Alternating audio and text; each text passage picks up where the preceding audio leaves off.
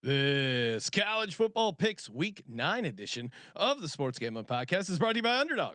Underdog's hooking up new customers. Play just $5 and get $100 in bonus funds when you sign up with the code SGPN.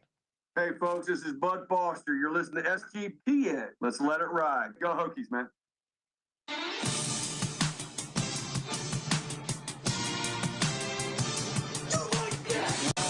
Cox. He's one of those guys who will get penetration.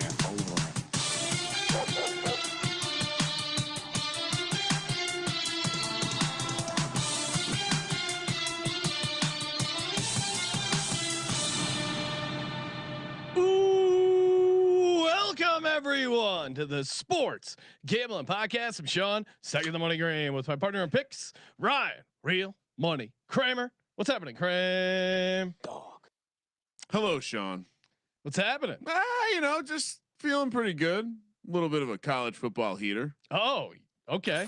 Yeah, 2 and 1 on your locks there. Forget about that. Just contest picks. Oh yes, New system. Contest picks. We had a great week, 5 and 2. My overall picks not great. However, I have just been smashing college football Friday night, thanks in a part to this gentleman joining us on the line from the college football experience, Colby Dant, aka Pick Dundee. What's happening, Colby? Should have been 6. I'm still mad about the Auburn game, dude.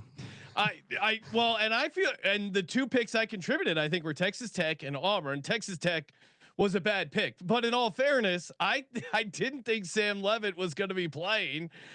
So we had some bad injury luck swing on that, but I would also say not great handicap on my part, but Auburn, my God. I swear it's every one of these games happens right before Saturday night. I'm going out to dinner with my wife. I'm just like locked in the car, watching on the phone. We're at the table. Like I normally put away the phone at dinner. I'm like, let me just look one more time to see if this motherfucker missed one more motherfucking field goal. How do you miss 3 field goals? Just hit one of those, you dumb motherfucker. I know they're kids, but that kid is a real piece of shit. And someone before the week happened, he was like, "Oh, I can't believe you're on Auburn. It was a favorite, and now they're a dog. Yada yada. Line movement. They're telling you." And I was like, "Yeah, I don't know. Whatever. I like Auburn." Made the case, and then he slide. Also, these people that slide back in the DMs. I told you so. I told you so. Do you not worship any gambling god? Are you not aware of any sort of jinx or juju that you're gonna just? He's an Indiana fan, and I just pray that nothing bad happens to his team because he's gonna hear it from me. But he slides in and is like, I told you. Yeah, it wasn't because reverse line movement. It was because of this fucking, gypsy leg kicker at Auburn. That's what, it had nothing to do with the line movement. But yes, you're right. Auburn lost. Gypsy leg. I don't know. Do gypsies not have good kicking legs? I'd imagine not. Oh, okay. They're too busy grifting you and taking your money. Okay. Like this kicker did. He has probably like a trick knee. No, we were on the right side. I'll fight That anybody one on was- that. I mean, that we one were was super up annoying. 99% of the game, right? My I mean, God. Yeah. Just I know brutal. the yardage was. I mean, I guess Auburn had 14 more yards, but I still believe game script wise stuff. Like, I mean, we should. That was the right side. It was the right side, but we lost. And what I was getting at was I've been doing bad or not, just okay below what I normally am able to do on Saturdays in college football. However, Friday night college football at the Circa, I've been on an insane heater. I had Minnesota, which was one of Colby's locks, or I think it was his money line dog, Minnesota. So I played Minnesota and Louisville both straight up. Minnesota and Louisville both on the money line. Minnesota and Louisville money lines parlayed together. So like that covered all my college football losses, a little bit of craps, and NFL, and it was just amazing. And both teams like Minnesota, Nebraska wasn't even in that game. I mean, Louisville led wire to wire. So I mean, we gave that out. I mean, I know I picked Minnesota as the play as my lock on the dog, but I mean, on the VSiN show the night before, we did a deep breakdown on why Louisville could win that game outright, and they did. Miami's Miami. Cristobal is Cristobal. Kramer, how do you feel about Mario Cristobal? No, what I said was this is going to happen at some point. Didn't think it was going to happen then. And yeah, horrible pick in hindsight. Real quick, aside to maybe it was fitting that Sean decided to open the show with a swear word laced rant about the Auburn gypsy leg kicker, because not a couple weeks ago I got a DM, maybe directed to you from the future. Quote, you think people want to listen to this amateur 2-hour podcast with language of F you every other 2 sentences? Question mark. Not me, exclamation point. Immediate grab of the remote control to switch channels and or simply delete from future listening. So he turns his podcast off. He turns his podcast off with a remote control. Well, yeah. Off. Podcast off. I responded a week later. Appreciate the feedback. Show is rated R, not for everyone. The feedback we get, and of course answered all questions and comments on Spotify while you're there. Toss us 5 stars. There's a guy who, and I'll try and get his username. He keeps complaining that our YouTube videos are not loud enough, that he works on a job site with a lot of heavy equipment and jackhammers. And he keeps telling us to turn the volume up. And I keep saying, we'll look into it. And is our volume low? I don't think so. If you work at a warehouse, I mean, come on. Well, he prefaces it by saying he's trying to listen on the job site, but it's not loud enough. I don't. Does he have maybe some noise canceling headphones? I would hit us up. Maybe we can find some noise canceling earbuds for you. I don't know if you're what total noise cancellation. You might have to hear the jackhammer. Is he listening? So as far as I know Spotify does this. I'm pretty sure Apple does this now. And I think the YouTube mobile app does this. You can say adjust the volume. Yeah. You have a volume slider, but most of these apps now will fix even if you're a bad podcast with horrible audio, these apps now will actually try to fix it in real time. So I'm very curious as to what's going on. I would say 2 things. One, check your phone, because a lot of times the iPhone has will limit if it's getting too loud. No, they do have that setting actually. Check that. It's like a protect your ears setting. So check that. Turn that shit off. Untap it. You're from the 70s or 80s. You don't need that bullshit. And Brett in the chat saying YouTube podcasts are way too low. That's coming from a FedEx driver. So I would say maybe YouTube is doing something. I mean, I look at our mix level, it's good, but I would say try switching to either Spotify, Apple Podcasts, and or try switching to a setting. Forklift instead of the jackhammer. I'm 100% confident our levels are good. Yeah, that's not the problem here. But yeah, maybe switch over to Spotify or Apple. Daquan has the same problem. When he tries to listen and mow the lawn, it doesn't work well. LOL. Also, in general, if you're trying to support the product and you're not actually watching, definitely listen on Spotify or Apple, or your favorite podcast app, please. Always appreciate that. And FedEx driver, and shout out Ryan. Unless you like kicking your money up to the big Google, you like big tech. No. Okay. No. Apple, Spotify, Overcast, figure it out. And shout out to we have a new water delivery guy. And he was we get the Sparklets. Shout out to Sparklets. They deliver jugs of water and Ryan's LaCroix supply. And the driver, shout out to Eric, was like, "Hey, what do you guys do?" Or I saw he was listening to podcasts. I'm like, "Yeah, that's what we actually do, sports gambling podcast." He was just getting into gambling. He started listening. He's like, "Love the stuff." Appreciate it. Did he get a peek of God's eye that chalked up the conversation? Because oftentimes we'll get a delivery, and the delivery guy is like, "What's going? Sorry, I thought this was a business." I will, Eric. Next time you drop off the water jugs, come in, hang out, have a beer. We'll watch some games. The funniest was. And this is it only happened once, but we had a homeless guy wander in from the street. He opens the door. He sees God's eye with 8 TVs. He's like, "Oh, hey, what's up? Can I hang out here?" I go, "No, you could not, sir. Please." And he was nice about it. He goes, "Okay, sorry, my bad. I thought this was like a public hangout." I go, "No, it is not." And then he just left. So that was pretty. Homeless guy just stumbling into God's eye with like a bar and 8 TVs. So no, this is a place of business. That's an LA thing, you know what I mean? That's it doesn't matter where you work. That's gonna happen. I I think also just you don't have to be homeless to walk in and have a little bit of awe at God's eye. Also, it is this weird. Is it a compliment or a backhanded compliment that every delivery guy says, "Sorry, I thought this was a business" when they walk into our office? Yeah. And we do have. I saw Daquan asking, "Can you see God's Eye?" Yes, we have. It's at God's Eye SGPN over on X. You can go check that out. If you want to look at some photos of God's Eye in action.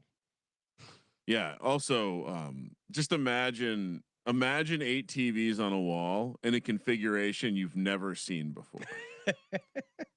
I did. Have you seen it anywhere else? No. Even Colby's the replication of it is. It's a true missing a chromosome or two. That's the lazy guy. It's the lazy God's lazy eye. Well, I never fixed that hole. I'm waiting for that. I got to fix that hole. You know what I mean? What are you gonna put there? Yeah, you got to put like a ticker. Oh, in there, we might have something for that. Good reminder for myself. Okay. Okay. All right. Well, talk to me. Pulling back the curtain. Yeah. Okay. God's lazy eye just needs that hole plugged. All right. Anything else? Well, is there anything else we need to talk about before we advance along? I know there's been some talk about the college football playoff. I don't know if I don't care about that as much. I want to know. We all like it, right? Real quick take. The more teams, better, right? Yeah. I mean, I'm not crazy about. Oh, come on, Colby. You love it. No, yeah, but I don't know that I love like 4 auto bids for each conference. Whatever. They'll sort that shit out. I mean, it's just more team. The more teams you allow, the closer we get to every mid-major conference getting an auto bid. And that's all that we want. I'm certainly behind that. I've been lobbying for 32 my entire life. So yes. Yeah. So Colby, your lifelong dream. Anyway, Sean. Yes. Texas Tech. They're banning throwing tortillas on the field.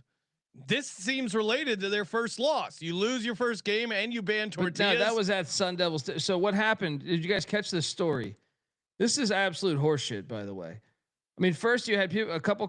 They talked about this at Big 12 Media Days. How this is an issue. This is a thing that's been going on for fucking 30 years in Lubbock, by the way.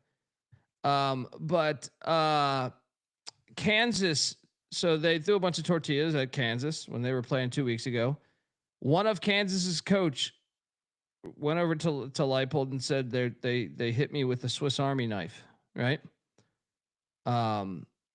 But then Texas Tech provided evidence that the coach dropped it out of his pocket, and then I believe Leipold fired him. I don't know that I didn't fact check that, but I saw that on Twitter. So Texas Tech has a tradition of throwing tortillas in the air when they score a touchdown on road games. No, in Lubbock. Okay. Yeah. This was all about the Kansas game, guys. Yeah, so this it was 2 weeks ago, right? Okay. And so basically the accusation was that hidden in one of the tortillas was a Swiss Army knife, very specific. No kid is walking around with a Swiss Army knife. I don't mean to be disrespectful. Well, I mean, the irony with all of this is just the fact, like, did you guys, Arizona State stormed the field like they should have, but pretty hilarious work by the Arizona State crew, bringing down the goalpost a little bit late. Almost killed someone. I don't know if you watched the one angle they had that was from a little bit higher up. The guy who is part of the crew, part of the security crew, like we almost watched someone get beheaded, get like cartoon style smashed into the ground. Now watch what you say, because we are very pro storming the field. But why not just leave the goalpost up? When you swing it down with that much motion, I think you've made it incredibly dangerous. If they take it down, it's going to be like a slow, gradual pull down. And everyone will know that it's coming. If you wing it down like that, yeah, that's like a fucking catapult, dude. You know what I mean? Like, I have a solution, because there's been other things that like some schools, I want to say SEC schools, have electrified goalposts. And so it's basically like an they flip a switch and it's like an electric fence. I little zap. Why not just say this? Like, all right, guys, if you rip down the goalpost and you drag them, you got to come and help put the next one back up. I do like taking it to the river though. That's pretty fun. It's just not a big deal. Like, to me, like we've been doing this shit for 150 years. No one's gotten seriously hurt, or if it was one person, in like 1927 or some shit. So But it's also, like what's less safe, dropping this thing like an anvil, or I mean, I think honestly, like electrifying, it's probably a great option. Yeah. If you've ever touched an little shock. electric fence, it's like, okay, I understand. no, I will want be the doing that goalpost to again. go down, dude. We want the goalpost to go down. I Yeah, I'm just disagree. saying, well, sure, but you're Colby. You're living in a world where one of the options is that they'll leave it the old way. I'm just saying, in a world where they're going to do something, and a lot of schools do this folding, like bend, let it come off, like fold it down real quick. Which the other thing is, do we think that the younger person is really lazy, kind of a pussy, and not interested in doing work? Like, do we even think the younger generations will care about taking down? They just want to go out there, have their TikTok video, like be live, and then move on with their life. I think it's different. Like, And who, I don't who think are we kids kidding too? Colby, I like, don't think kids are leaving. Like when I rushed the field, when I stormed, when we beat Miami at Virginia Tech, which by the way, I'm wearing I found a T-shirt from a 2007 Maroon Effect. Oh, I believe it might have been the last home game I've attended. But yeah, when I stormed after we beat Miami, I had a pocket full of grass and dirt. I was taking souvenirs. I didn't do much with it afterwards, but in the moment, I wasn't looking to climb a goalpost, and like that. Just it seems like that's a different type of cat. Yeah, I'm not messing with no goalposts. I stormed the field when Joe Pa won his 300th game, and I shook his hand as they were carrying him off. But is that what you chanted? Sandusky for life. I was gonna say that handshake did not age well. I didn't go into the locker room. I stayed out after that. We got one more video we had to play. This went viral from the. This is so good, dude. From the. All right, give it a South second. Carolina, here. right? South Carolina. The caption is awesome. It says a gamecock turns into a jackrabbit. Guy walking up to a porta-potty. I don't know if this was. I'm guessing since they filmed it, he had an idea what was going on in there. Yeah, so I or his buddy told him go open that door. Well, again, according to people on the internet who claim to, potentially even the inside activity might have been a little bit staged. Yeah. But yeah, they definitely already busted in on him. But and again, like if you've ever been in a concert, festival, sporting event situation, this is Preakness, dude. I've seen this at Preakness. I'm just saying, porta potties on a warm day are one of the last places you want to hang out for extended period of time, especially and maybe need to breathe heavily. Yeah, I've been horny before, but not porta potty sex horny. Not in there. There's so many other. And shout out to Steffi. We tweeted out a clip, Steffi Smalls from her show breaking this clip down. There's so many other places you could. No one has a car. No one has a truck you could hang out in for 10 minutes. What are you talking here? Like for the girl's sake, maybe, but for the guy, he's like, I can pull her there. I guarantee you. That's true. Well, sure, but also it's really like, imagine just taking a deep breath. Oh man! I mean, not only the human waste, but the chemical smell from the porta potty. What's the combination of the two? All right, I gotta sit. Okay, yeah. One more time. It's on a loop. Don't worry. And he's got his shirt off. That's the thing. He's fully naked, and his pants are all the way down. He's like the kid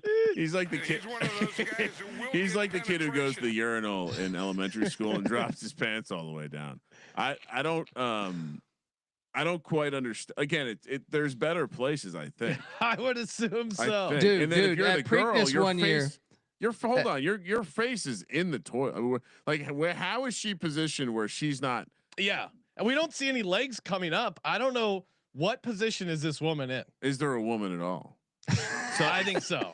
That is, if he's an actor, that's incredible. Hip Do you see a woman? Acting. He could just be faking it. Well, he could viral. be. Yeah, this is a great. I don't look at the bottom left. Bottom left. Do you see any female legs here?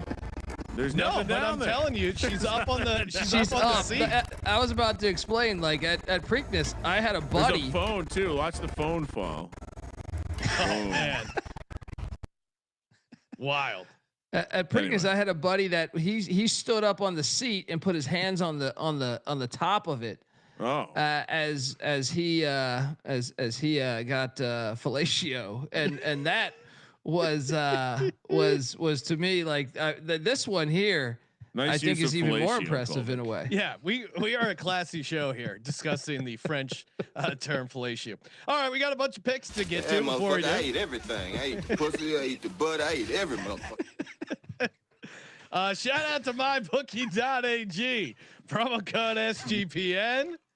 Yeah, he's one of those guys who will get penetration. You can penetrate the betting market over at mybookie.ag. Great decision to put Diego Pavia on the MyBookie graphic. He's in the mix here to win a Heisman Trophy. How long? This is just awesome. Awesome for college football. Bunch of great games. We got college football playoff right around the corner, and of course, get in on the action over at mybookie.ag. Use our promo code SGPN. Score 100% bet back bonus up to $500 when you go to mybookie.ag and use our promo code SGPN. Terms and conditions do apply to the bet back bonus. Mybookie.ag, promo code SGPN. And we're also brought to you by Novig. Novig, America's #1 sports prediction market. Great to get in on these. If you're betting a ton of college football, NFL, NBA's tipping off, whatever it is you're getting down on, you got to be fire up Novig, man. The prices you cannot beat. I'm looking at the Chargers game, -3.5, +102. That is much better than most places in the market. And of course, if you spend $5, you get $50 when you use our promo code SGPN. Download the Novig app, available in a ton of states, including Florida, Texas, California, New York City, Pennsylvania, Ohio. I guess New York City is not a state, but you know what I mean. Novig. Download the Novig app. Use the promo code SGPN. All right. And just a quick update on those Heisman odds.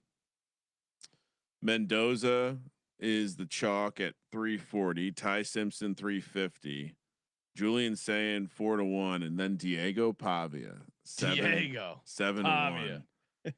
Pretty awesome stuff by Colby. Jeremiah Love at 20-1, and I don't know what. I think Ryan Williams is the bad pick at 200-1. So good player selection for the MyBookie graphic. Kudos. Let's get it.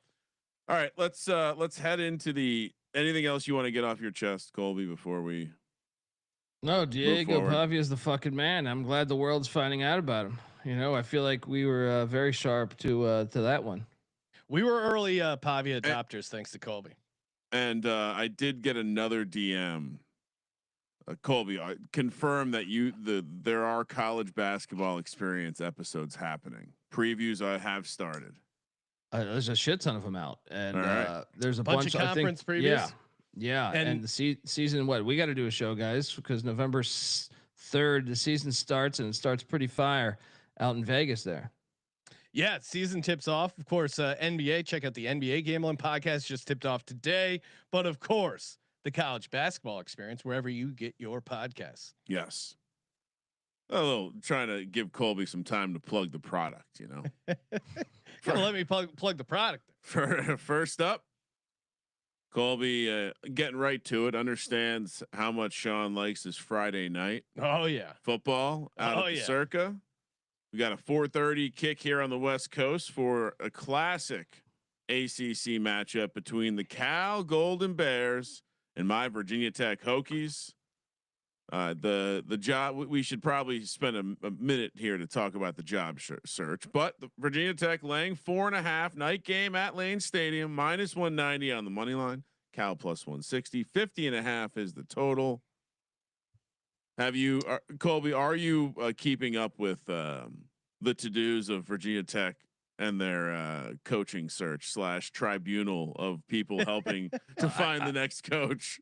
I mean, from what I understand, there's too many cooks in the kitchen, but also like, dude, they picked a bad year to do this because this is going to be historic. I think. I mean, we're one loss away from like Florida State, Auburn, LSU, USC, and we already have like a shit ton. We kind of knew this last season when no one got fired because everyone was trying to figure out the revenue sharing stuff that could be coming down the pipeline. This year, I think think it's going to be the craziest we've ever seen. I mean, it already is by them firing this. There was 10 firings already by it's fucking October. What? It's insane. You know? Yeah, Billy Napier just got fired. I mean, it's not surprising he got fired, but and getting fired off a win. But it is, to your point, you're going to be Virginia Tech is not going to be the most desirable job by a wide margin. So there you got to find that sweet spot of the next Kurt Signetti or someone like him. Yeah. Well, that's if you depending on which corner, depending on which corner of the internet you hang out in for Virginia Tech fans, they think everyone's on the table. It's pretty hilarious. Who are they talking about? Name it. These fucking idiots. I mean, no disrespect, but most of you are fucking idiots because you want James Franklin. I understand why James Franklin. Wait, I think that'd be a slam dunk. Yeah, hold on, let me finish. I agree. If you on the surface level, James Franklin, great hire, but you know James Franklin's defensive coordinator was for basically every year other than the last 4 years. Brent Pry. Bring him back. You just can't. You gotta have a little space, right? You can't start dating the sister. I don't know. I think you go in. That's like probably the best you can do, in my opinion. But I think Florida and Florida State and some other schools are going to want him too. So yeah, he's going to be too expensive, I would think.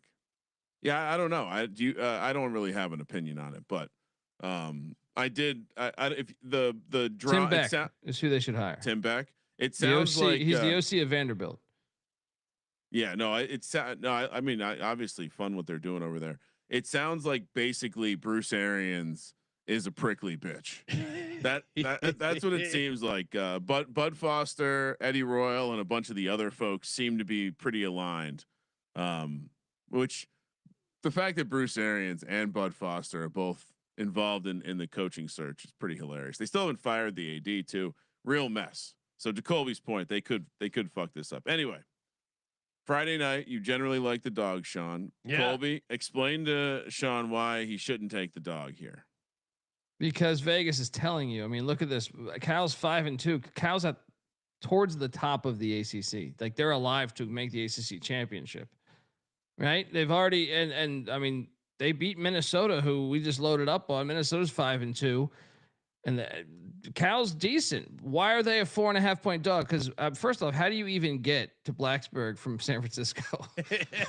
I mean, I would say minimum you're either what flying. A stupid game. You're flying to Charlotte, maybe Pittsburgh, and then to Roanoke, and then from there. I was thinking you might be going to Dulles, get a bus, take that thing down 81.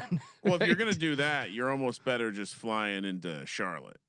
I think that's probably the shortest. How can they make Virginia Tech a 4.5 point favorite though? That they're telling you, man. We got to take the Hokies. I get it's a lot of travel. It's on a short week, but I can't bet the Hokies as a favorite on Friday They're off night. a bye Sean, though, dude. They're off a bye. Cal Sean, just played.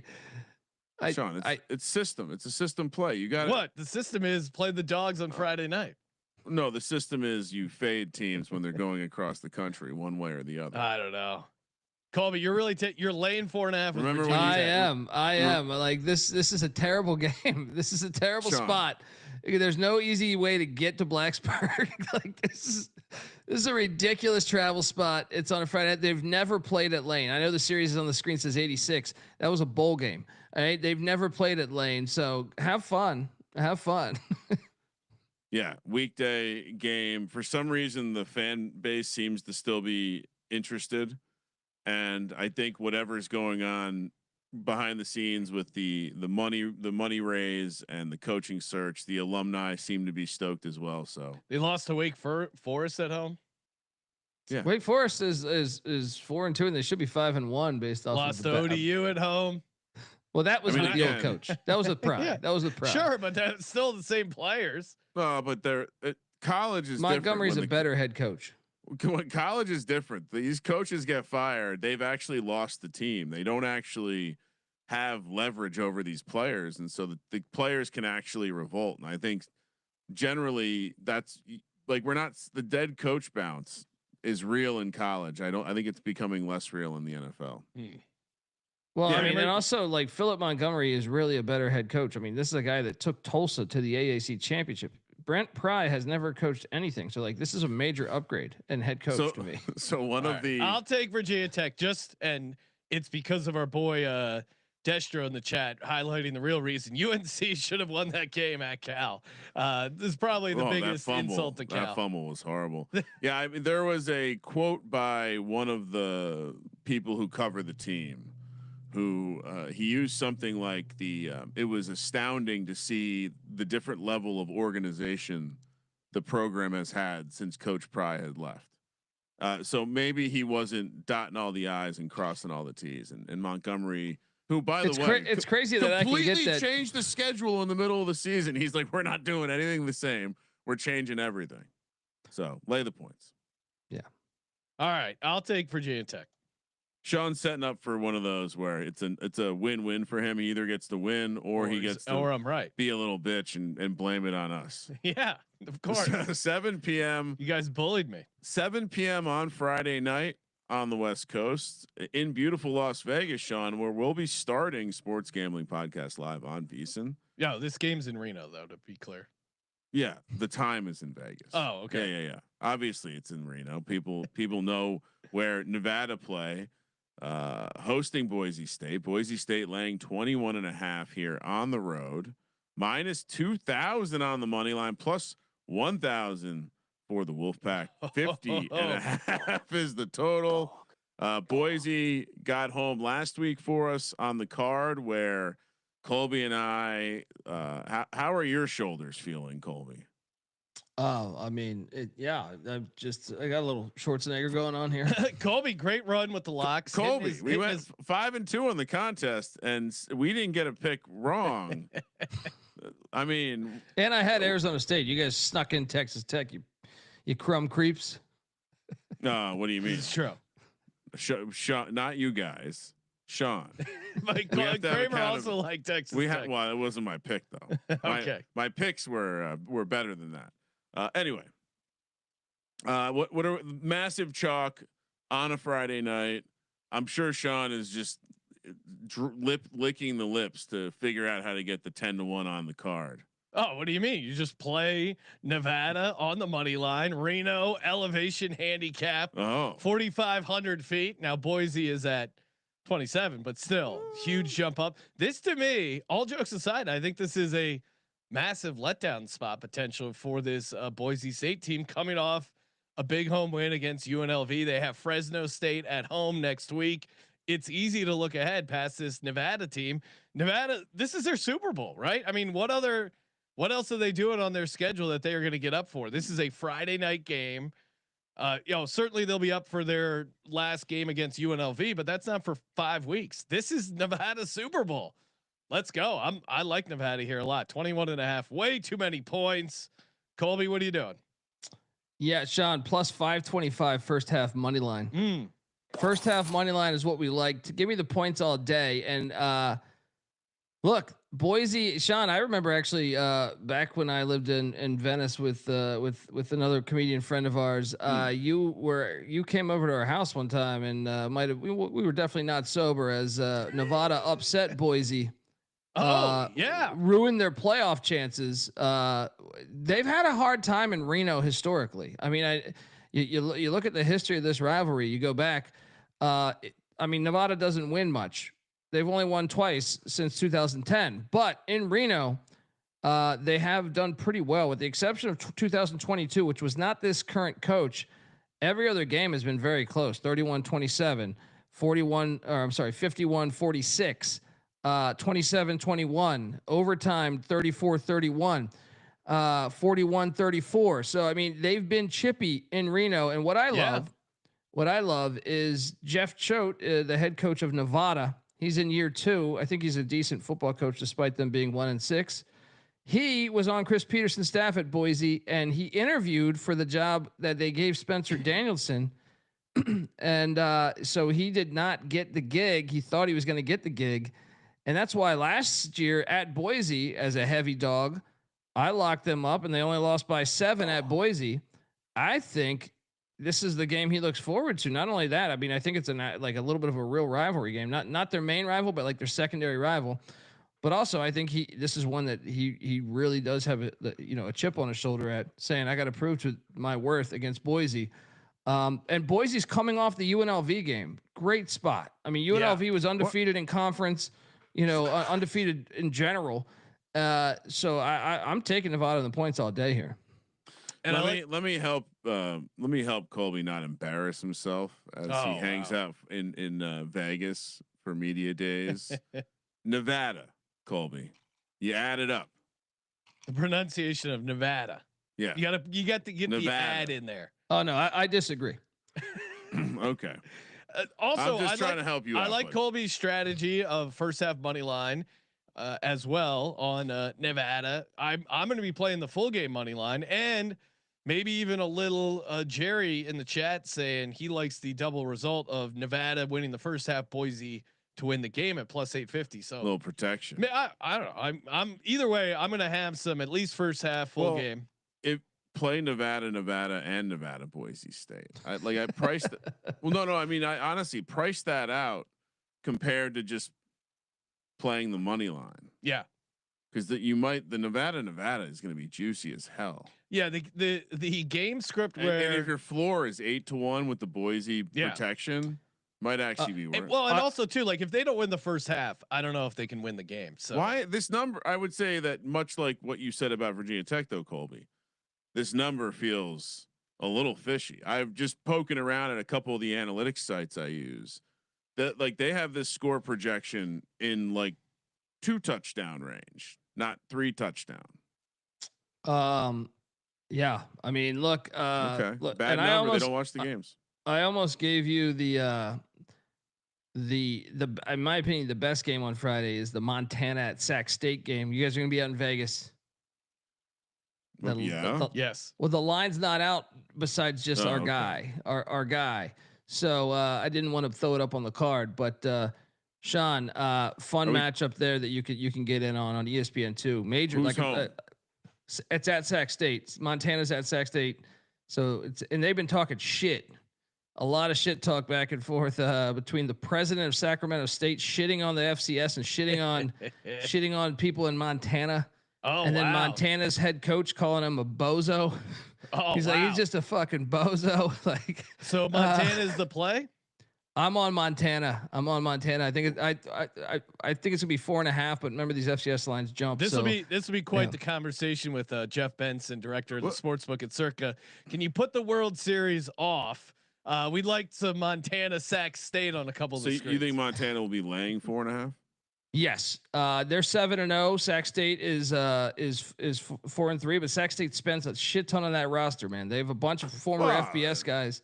Cam Scattaboo, former school. So of course, I'll be on Sac State and Nevada moneyline parlay. Which Kramer? So you're officially on Nevada. Plus which, by the way, Colby, your FCS source got shouted out on Sports Center with SVP, so that's fun. Yeah, he's a real person. He's a real person. Oh, actually, during bad beats, so fun. Ole Miss now on Saturday, heading to Norman, Oklahoma, where God did we call Oklahoma fucking that up?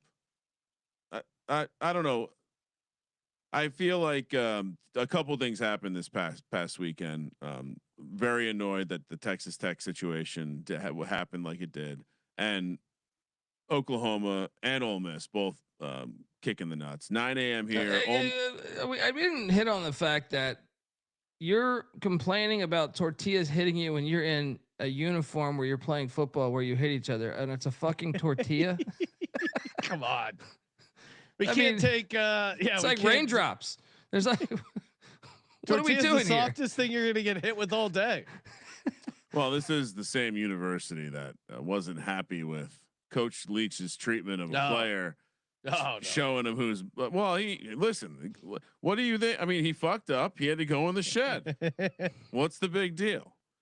Ole Miss, Oklahoma laying 4.5, minus 210 on the money line. Ole Miss plus 175, 54.5 is the total. And yeah, by the way, I mean, you want to talk about a soft ass complaint. Wham! I got hit with a tortilla. Come on. Yeah, and all those other coaches that complained I have, come on. Swiss what are Army we talking knife. about here? No kid's got a How do Swiss you Army go knife. home and look at your wife? How is work? Horrible. I got assaulted by a tortilla. Come on. Hit me in the eye, sweetheart. These bastards in Lubbock. Of all the things you want to complain about or fix in college football, we got to start with the tortillas. Get the fuck out of here. It's probably You get the fuck out of here is right. This is a good game. I'm excited for this one. Yeah. One thing we probably should have hit on is like what's great about this season, and you're seeing just the carnage right now.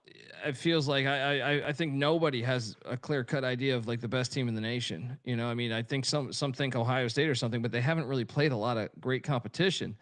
And now you can kind of sit back and this is like a playoff game right here, guys. This bozo.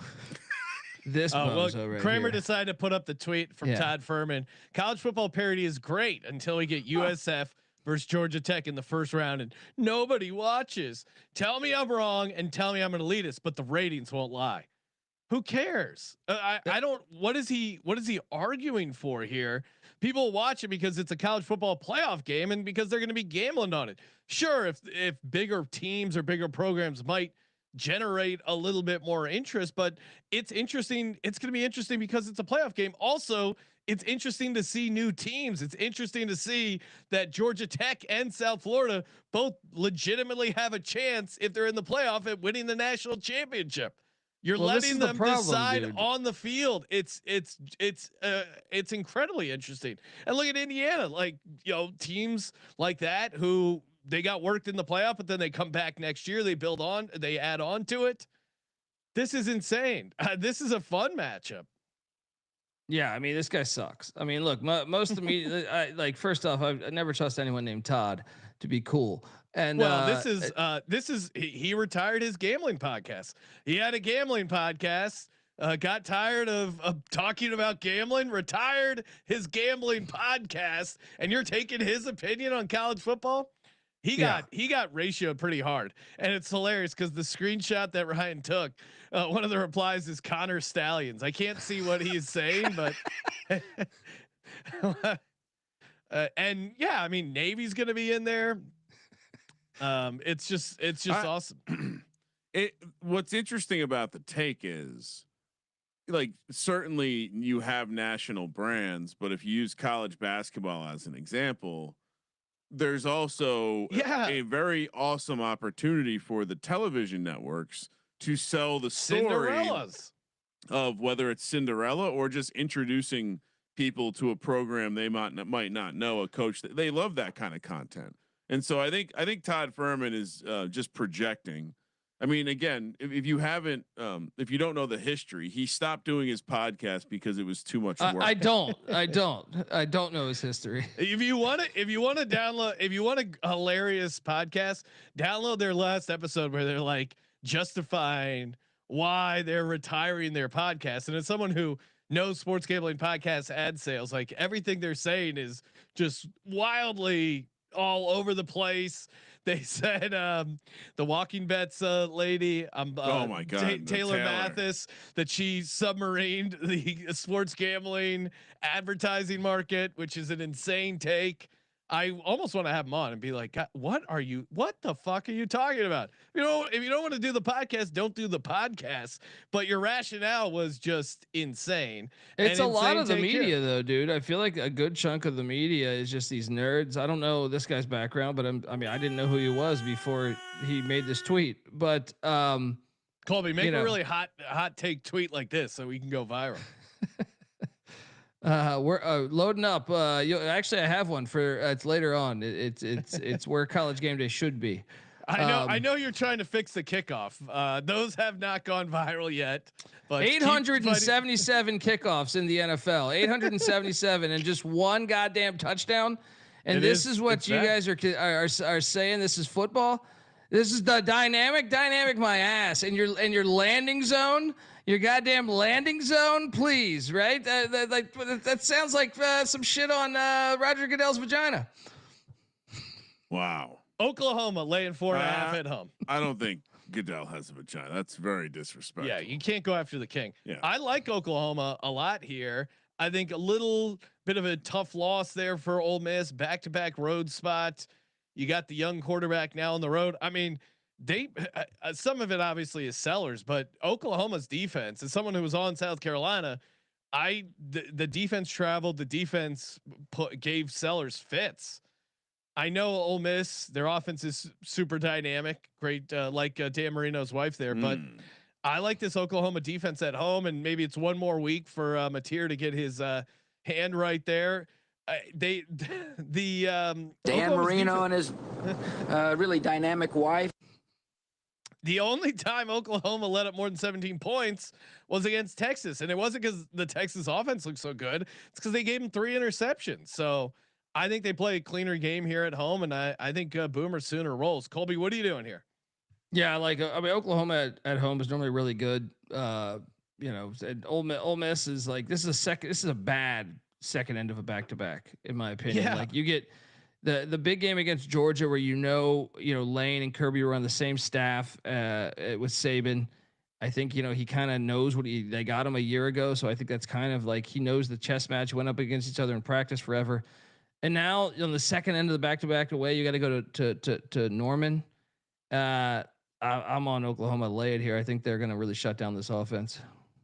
Kramer, how many times have they played in their history? Just twice. I mean, not much because Oklahoma was in the Big 8, in the Big 12. No, it's just interesting. These new rivalries are so much fun. Yeah, I mean,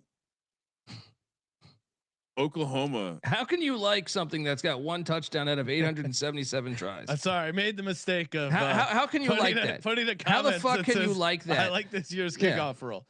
I am with you, Colby, that they should go back to the original kickoff rule. That being said, the college one is almost as bad because there's a kick return tonight for touchdown. You are blowing that shit way out of proportion. No, when 60% of the kickoffs end in touchbacks, that is boring.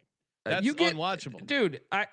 USC Notre Dame, the biggest play of the fucking game, the biggest play of the whole game. USC goes on this long drive to essentially cut this thing with 3, and all of a sudden you're thinking, wow. And then you kick it off, and Notre Dame's Price takes it back for a touchdown. It is the biggest momentum thief in the game of football to have your best athlete back there. You see it every weekend. Nebraska beat Maryland 2 weeks ago with 2 returns for a touchdown, basically. No, like this, that rule is terrible, dude. That is a terrible. Then don't get me started on the onside kicks too.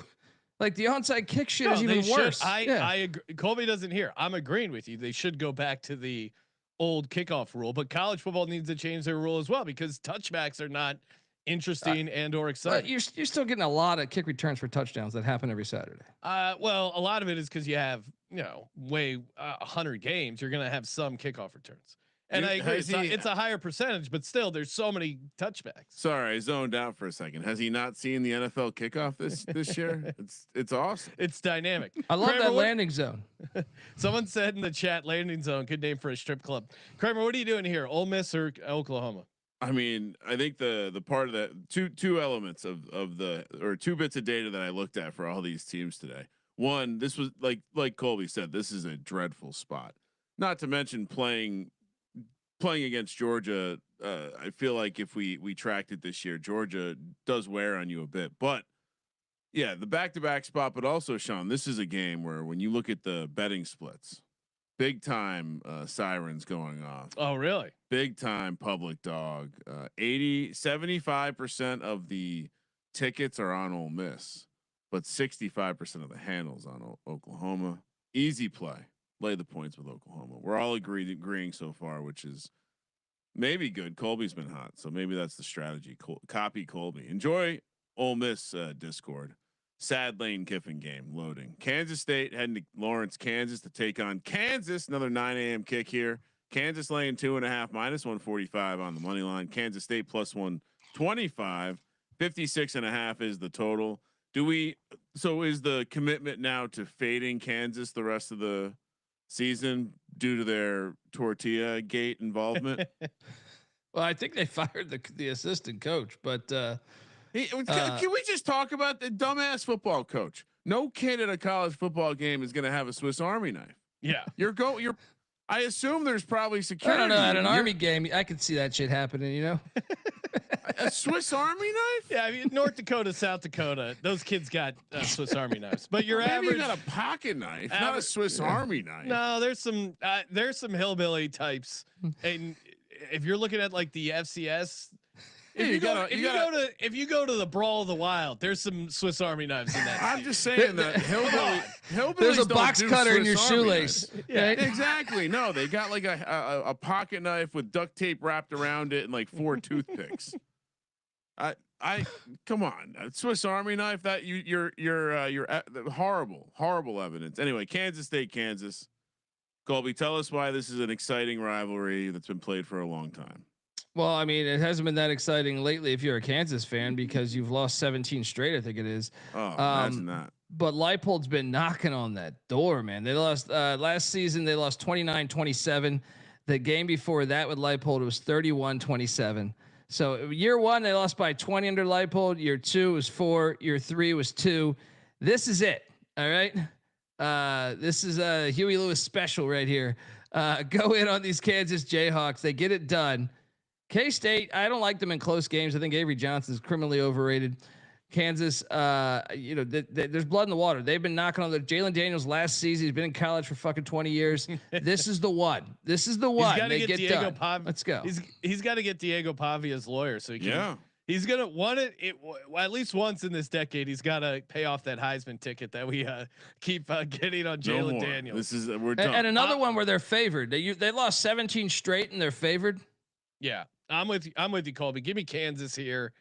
It's at Lawrence, the Sunflower Showdown. They're due. This K-State team has sucked.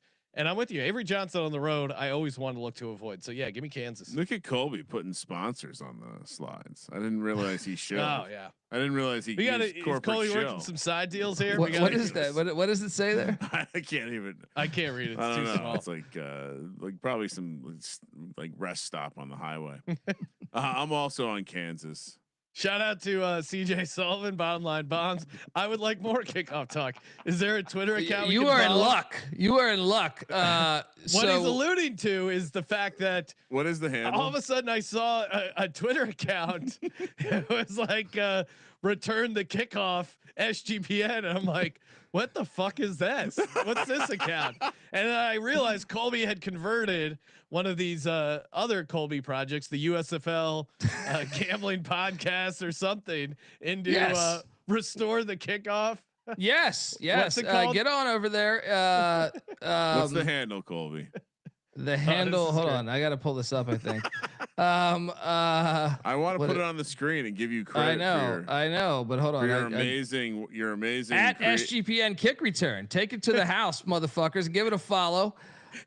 We are proponents of real football. That's the account. Kramer, bring up the account. I was like, Colby, this is what you're doing with your work. Real kickoff return watch. Yes, and I got White Shoes Johnson. White Shoes Johnson on the fucking screen. Right? Read the profile. You schmucks probably don't know who that is. Hold on, but I'm turning on notifications. I do like the profile. We honor the real kickoff. Return the greatest play in the sport. And the way football was always and I tag NFL played. every fucking time. Right? Wait, look at tonight's one. Look at this glory, huh? Looks like you're just promoting your own shit. Yeah. Well, yeah. I mean, I get a little lazy sometimes. So, So you're go just out posting kickoff highlights? Yeah. You're goddamn right. Is this goddamn right? Where are you getting all these videos from, Colby? The interwebs. Nice. I don't go and download all of those, but some of them are out there surfing around. Those are old USFL. Now you're in the USFL section. What's more embarrassing? Colby, this is mean. The Birmingham Stallions, which said happy birthday to back-to-back champion. They're still alive too. Winning coach Skip Holtz, and then Scooby Wright quote tweets, but the UFL will never recognize that. Real kickoff return watch reposted. Well, I didn't go back and delete all the tweets. What do you think I'm doing here? What do you think? I'm not deleting all the USFL shit. Oh, there we go. There's a classic. Yeah. Oh, here you go. Hey! Some fundraiser stuff. Oh, wow. All right. So good work, Colby. Time well spent. Kramer, what's the next game? Time well spent. wait, It took are you- one. That take 1 minute. Kramer, we're- you we're- on Kansas oh, State yeah. or Kansas? Come on. Kansas. KU? Jayhawks This is all the day. last year. I'm a Kansas guy. Okay. South Florida, who got caught up in that Todd Furman wave, heading to Memphis, Tennessee to take on Memphis. 9 a.m. on the West Coast. Memphis, a 4.5 point home dog, plus 170 on the money line. South Florida minus 200. 63.5 is the total. Where's the South Florida coach going, Colby? Alex going to go to the Go Lash. I think he should be Florida's head coach personally. Yeah. I mean, I don't know. like I mean, that guy. he's got ties to a lot of spots that I don't know. I feel like originally we were thinking Cincinnati if Satterfield got fired, but Cincinnati might win the Big 12. So I don't know. It'll be interesting to see. What are you doing here?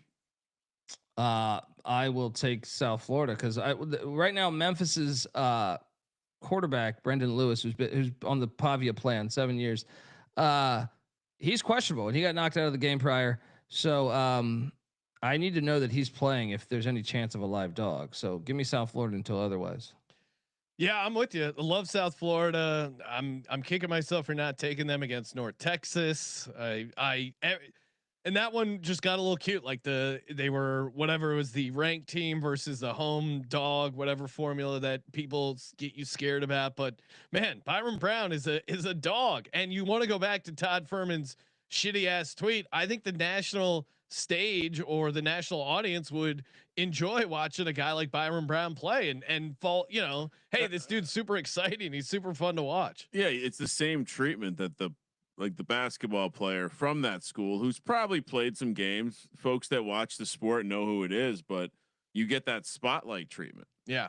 Well, and you go to college basketball, like the Cinderella stories, Loyola, Sister Jean, like you learn about these teams and their characters and their traditions, which is the cool part about college sports. Think about when Boise State upset Oklahoma. Yeah. And the running back proposes to his girlfriend. Ian Johnson. Are they still together? I think they are. Yeah. I think they are. I think they showed up to that just becomes this like very sellable moment for the TV. Again, these TV networks are not thinking about this correctly. You want more. You don't want the same characters. You gotta bring. It's like reality TV. You don't want all the same. You can have some of the same characters. Some of the same characters are great. Keep having the Miz. I get it. He's electric. The Miz would be Georgia in this, or maybe Alabama. Well, I mean, you've seen the T-Mobile, TV. The TV execs. If you want me to say why they're doing this, is because they are tied to Florida, or they're tied in this situation. They're tied to Florida, and South Florida coming up potentially would be a threat to them. They're not. You know, they don't have a great deal with South Florida right now. You know what I mean? You're seeing this. Why did the Cody Campbell ad not be played on TV? Like they basically knew that was a threat. That was a threat to them. Yes, that was a threat to them, and they are heavily invested in the SEC and Big Ten. So a team that potentially could scare that. That's your answer. Kramer, what are you doing here? I'm with you guys. Ian Johnson is still with his former cheerleader wife. Awesome. They have a child, and you wouldn't guess what Ian Johnson does for a living. State Farm agent. Oh, there you go. Can't make that up. You're in good hands. Yeah, I guess so. But yeah, I mean, again, they're thinking too small. I think that's the problem. They're thinking too small. Like CBS doesn't have a deal with every school in college basketball, but the playoff. They get to do this again. They get to sell this content that maybe broadens their audience even. And every college has fans. Another 9 a.m. The early window has a lot of action this week. Colby, Virginia, still haven't figured out what a wahoo is. What is this? Is this? If you're not watching YouTube.com/sportsgamblingpodcast, Colby has found a float from the West Hollywood Gay Pride Parade. Oh, wow. To use for the Virginia Cavaliers here on the road against North Carolina. You really put me in a rock and a hard place situation. North Carolina. Sean, a Hokie is not surviving that guy with the sword and everything. There's no chance this Hokie surviving that.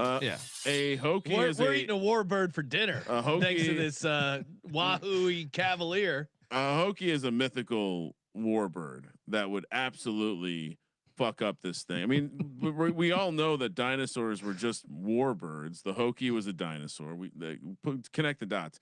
Bill Belichick, Jordan, and the crew. By the way, Mike Lombardi really getting raked through the mud. Shout out to our buddy Mark Did you see Lombardi. he came out and said that they're still all in on football? Yeah. North Carolina 10.5 point home dogs plus 320 on the money line. UVA minus 425. 51.5 is the total. Just also they're just destroying Lombardi's hairpiece. Well, yeah, I don't know what to. Hair pieces don't make sense to me. You're an older married guy. What are you trying to impress some recruits with your hairpiece? He sees Belichick with Jordan. He's like, all right, this is in the cards. Colby, as a purist, a college football purist, how are you enjoying Belichick's absolute embarrassing tenure at North Carolina so far? I mean, I'd like to see him actually do a little bit better because I like the fact his lineage runs through there. But yeah, I mean, these NFL coaches are all trash when they come down. Except what June Jones is like one of the only ones that's ever been successful. So it is pretty funny to see that. Yeah, I mean, I played I shredded my North Carolina to win the ACC. Because I thought, hey, there was maybe a case where everything works out for them, and hey, maybe he is able to coach up these guys, but clearly they're just completely lost. I mean, I guess they played a competitive game against Cal. Probably should have won that game if not for that fumble there. But yeah, I mean, can you get excited at all about this UNC team as a big dog here? Yes. No, you can. So Patty C, alerted me to this a while back. He grew up a huge Virginia fan. When they had, Sean Moore and Herman Moore and Tiki Barber and everything. The Dogs always win this fucking game, dude. They're first off, it's 5-5 in its last 10. Every time, this is the South's oldest rivalry. And this, as honestly, you have to play the dog every time. I don't care the coach. You just play the dog every time. And I was reluctant to believe that years ago, and then he was correct. Like, this is something that hits every fucking time almost. I would say it bats like 90%. The dog hits. Give me Chapel Bill the point. Sprinkle the money line because this game's always wacky. Can he talk you? Yeah, I mean, I don't know. Virginia's decent. I feel like I'm just gonna feel so dumb having to bet on UNC, but. All right, if Patty C says it and Colby's backing up the historical element here, I don't know. I'm not playing this on the money line, but I mean, Sean, how bad has Virginia been over the past decade? And it's dead even at 5-5. You know what I mean? Like North Carolina's been ranked a lot of those times. You know what I mean? So it's like I know North Carolina's not a blue blood or anything, but I'm just saying like they should be beating Virginia more. It shouldn't be 5-5 in their last 10 games. So yeah. All right. This is a massive number. And I hate that we have to take Bill Belichick here. I hate that you put this on the card, Colby. Did you hear apparently the Virginia football team got yelled at for a very long time? Really? A very long time. Colby, do you have any insight there? Apparently the press conference was very delayed because he was yelling at the team. Well, they should have lost that. That game was ridiculous. If you didn't catch the Washington State game, Washington State was up the entire time. That was a game-winning safety. So Washington State's so that there's two returners back on the kick. The other returner calls for a fair catch, which is normally when the guy who catches the ball calls for a fair catch, it advances to wherever you want, or the 25. But his teammate called for the fair catch, which means you get it right there so you got it at the half-yard line. And then the next 2 plays later was a safety. So, I mean, it was pretty ridiculous right there, but Virginia got very fortunate to get out of that game. Yeah. All right. I'll take UNC, but it's not going to feel great. Kramer, what are you doing? I'm not taking UVA. That's what I'm not doing. Okay. So you're taking UNC plus 10.5. Yes. Unfortunately. I will say that for being out playing a very late body clock game against Cal. Yeah. They didn't look. They did. I thought they were going to turn into hot ass in the second half, and it didn't happen. Cal didn't cover, so I'm gonna. Yeah, let's home dog UNC. And didn't you guys like? I thought with Belichick, it was more possible than say like when Lovie Smith went down to college. I was like, that's going to be a disaster. Yeah, When that was Herm never Edwards gonna went work. down, I was like, that's not going to work.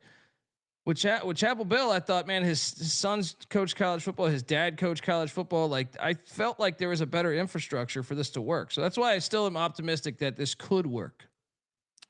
Well, there was a lot of heat a couple weeks ago about him stepping down and his opt out, and it seemed like almost a done deal that he was not going to come back. Do you think he's back next year, Colby? I do. They have too much money. I mean, unless like with maybe the history of like his dad coaching there, his godfather coached there, you know, like maybe unless he was generous and didn't take the buyout, but I you know, because the buyout's huge. That's the only way I could see it is like, man, I'm 73. Everyone's bobbing on me. You guys can keep the money. Let me go sit on an island, right? With Jordan, but I think he's back next year. Is it a big buyout? I thought. I mean, I guess. Well, now with Franklin, like, how do you want to measure it? Because his buyout was comically small because they both had outs. It was like that weird thing why people were reporting he could leave before the season even started. And I thought it was. But why would you go all in for that experience if just what is the buyout? I'm telling you. So here's the current buyout. So now that we're at where we're at. So the buyout was 10 million on June 1st, 2025. It dropped to 1.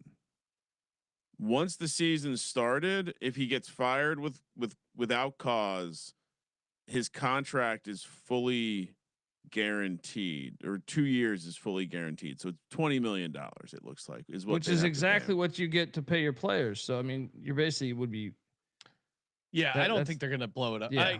I think they're gonna try and figure out any way they can work it, because to your point, Colby, if you have to pay him off and deal with this buyout, that eats into your recruits and your chance to get a big name coach. And look, I don't know about Michael Lombardi, but at the same time, to his defense, these guys were hired after the portal window for the most part. Everyone else had already been going anywhere.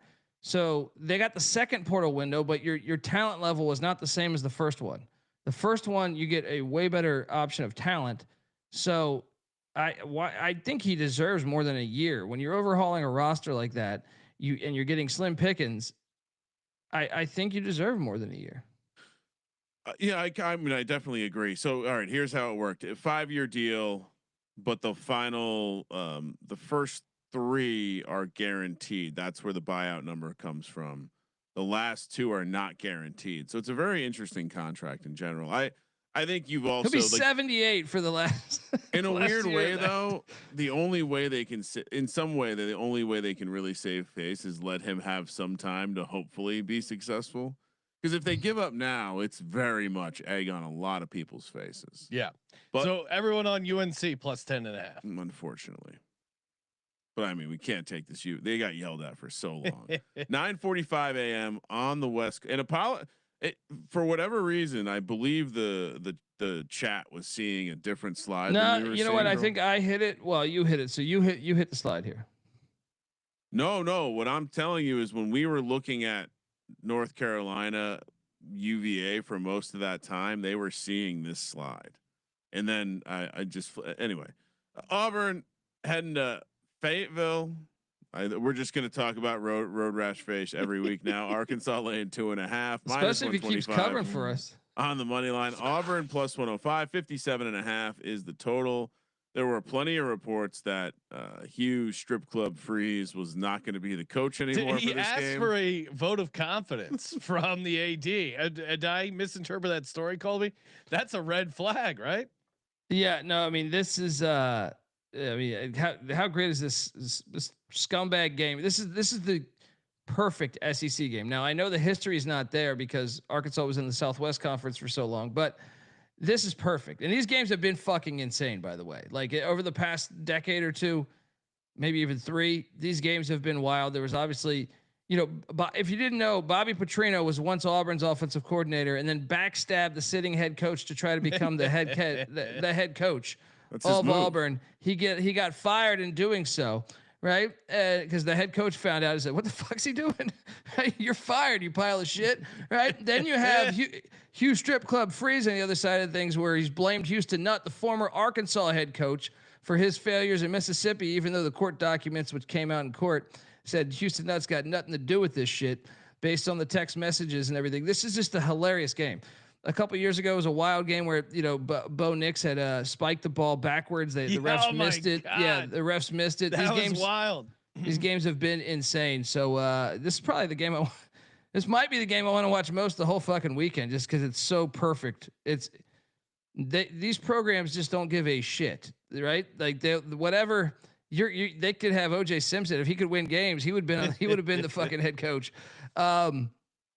But yeah, I mean, as far as the line goes, I think Petrino and his Arkansas team is a little bit better right now. Auburn's all over the place. I mean, both teams, Arkansas's defense is completely trash, but I think they're in better shape. Petrino seems to have the team. I feel like a better grasp on the team right now than Auburn.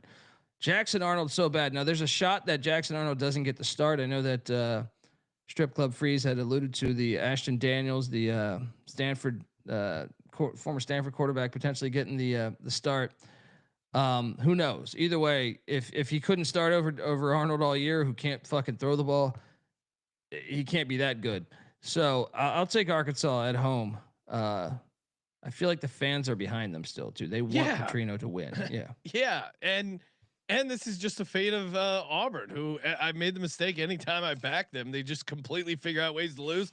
And I'm assuming they haven't replaced their kicker. Like you're going to take Auburn in a close game on the road with that kicker. That to me is insane. So it is Arkansas. Lock it up. Kramer? 100%. Auburn, you can't have the we're going to fire the coach moment. Then the coach doesn't get fired, and then it's a good thing. Yes. Also, worth reminding people that Bobby Petrino did quit the NFL in the middle of the season when he was a coach of a didn't 3 tell and 10 his team. Just put notes. Well, let me read you that note, which by the way, it was a laminated note. So he had some assistant make a laminated. He was probably worried someone would change the note or something, right? Why else would you laminate it? Get on out the Kinkos. Hey, get on out the Kinkos and laminate these. Laminate my resignation note. Falcons players would find out when they showed up at their lockers to find a 78-word letter from their ex-coach, which was laminated. I love how that was noted. Quote, out of respect for you, I'm letting you know that with a heavy heart, I resign today as the head coach of the Atlanta Falcons. This decision was not easy, but it was made in the best interest of me and my family. While my desire would have been to finish out what has been, he is a real family guy, as we learned. what has been a difficult season for all of us. Circumstances did not allow me to do that. I appreciate your hard work and wish you the best. Sincerely, Bobby Petrino. Seems like a good guy. I mean, the fact he laminated shows he got someone to laminate. Maybe he did that himself. You never know. And what was he leaving for, Sean? To take the head coaching job at Arkansas. Yeah. Lay the points. Well, I mean, I'm a storyteller. San Diego State heads to Fresno to take on Fresno State. 12:30 p.m. on the West Coast. Fresno Should I State press it? Yeah, go for it. You got it. Why you think that's the problem? I don't know. I was assuming maybe that was Kramer asked for help with the slides, and then I go to move the slide, but then it seems like Kramer does it. So, who is moving the slide? I'm not moving. I don't ever move the slides on. Okay, college. I'll move the slide. Okay, I got you. But yeah, no, I mean, Sean getting a little uppity over here. No, I go to move it, and then sometimes it's already been moved. I assumed it was you moving the slide, but it turns out it's this slide master himself, sandbagging son of a bitch. It's a puppet master, and he's used a absolutely behind enemy lines glorious logo here for the San Diego State Aztecs, who are laying 2.5 on the road in Fresno, -150 on the money line. Fresno State +3 or +130. 48.5 is the total. Maybe one of the cities where you can get the best kebabs outside of Glendale, California. Beautiful Fresno. Ooh, good nugget there, Ryan. I did stand up in a Thai restaurant in Fresno once. That was fun. No, that sounds like a completely different vibe. What else do they do in that Thai restaurant, Colby? All right, what Colby? This feels like a trap. On behalf of our gals or on behalf of these dogs? What are you talking about here? It feels like they're trying to trap us to take San Diego State.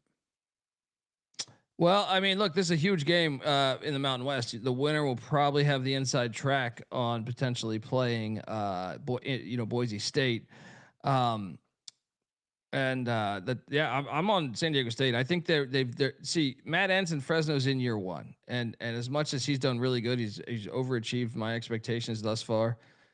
I still think you're working out the kinks a little bit. Whereas Sean Lewis in year two at San Diego State, man, they look polished to me. They look legit. Look what they did to Cal. So even though it's on the road, Fresno is, in my opinion, the best California college football fan base. So it will be tricky, but I think give me something like 35-31. San Diego State gets it done. Lay the points. Really? I like the Aztecs, but I don't think they're letting up 31 points. His defense is really good. They're averaging, now some of this is at home, some of it's at different competition, but I liked what I've seen out of their passing offense too. That's randomly perked up. But San Diego State's defense, 12.1 points per game. I get it. Fresno's going to be up for this game, but smash the Aztecs here. Love them. So we're gonna eat the cheese right off the we haven't backed our girls all year, guys. I mean, we haven't even been on the slate. Which, by the way, that performance Fresno had against Colorado State a couple Fridays ago was pathetic. Maybe that's the bad taste I have in my mouth. That's why I think it's a trap. Yeah, lay it. Our gals, we're back. Which of course that did start as a basketball thing, but then we fell in love with Rashad Penny and some of those other running backs that came through. The Vegas did not adjust. Norm Chow was so bad at Hawaii. Rashad Penny, we cashed from that like 4 straight years. We're like, they had Donnell Pumphrey too. It was like, man, they just couldn't got tackle. signed by the Eagles. I thought he was going to be decent in the pros. He was not. 12:30 p.m. on the West Coast. The Fighting Illini take to the road and head out to Seattle, Washington for some sailgating. The Huskies laying 4.5, -200 on the money line.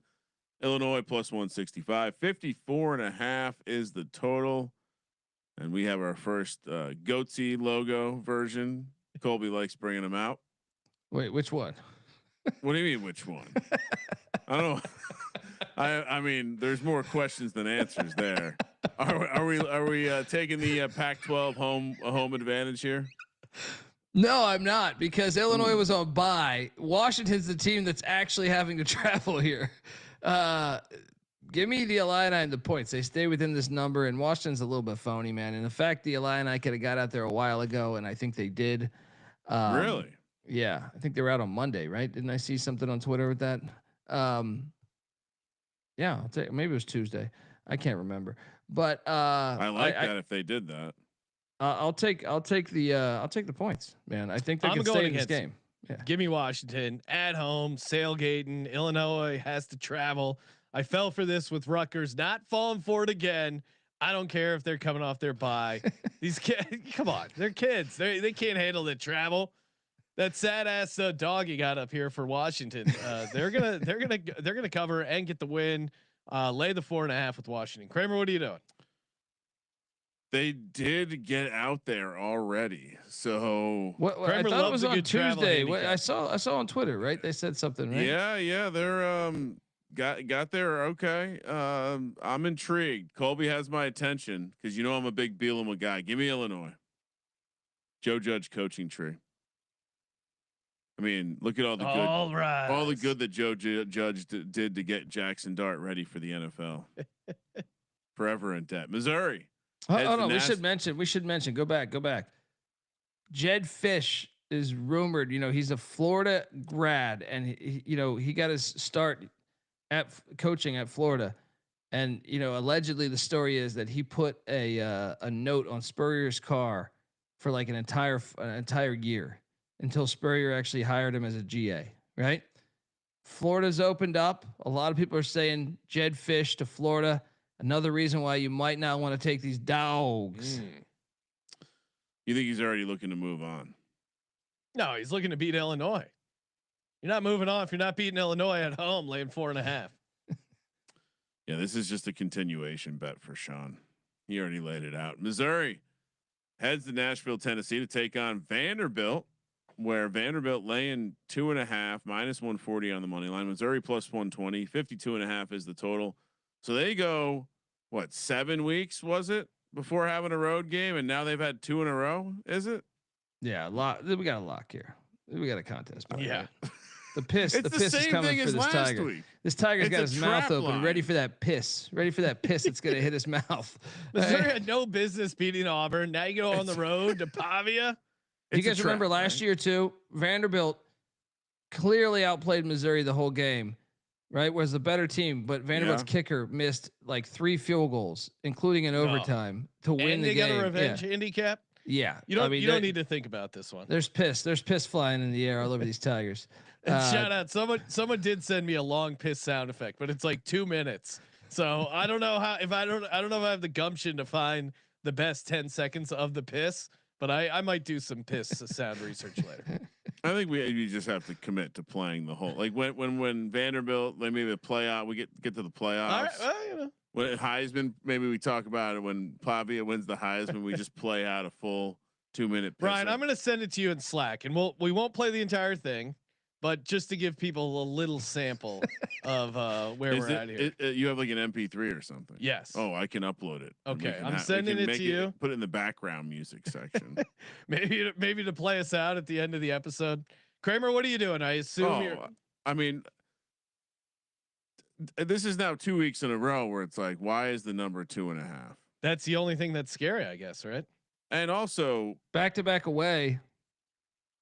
We are shaping up to have a very, I don't know about any of these quarterbacks in the NFL, but I feel like we're going to have one of the better, like these are all college quarterback Heisman ceremonies in a while.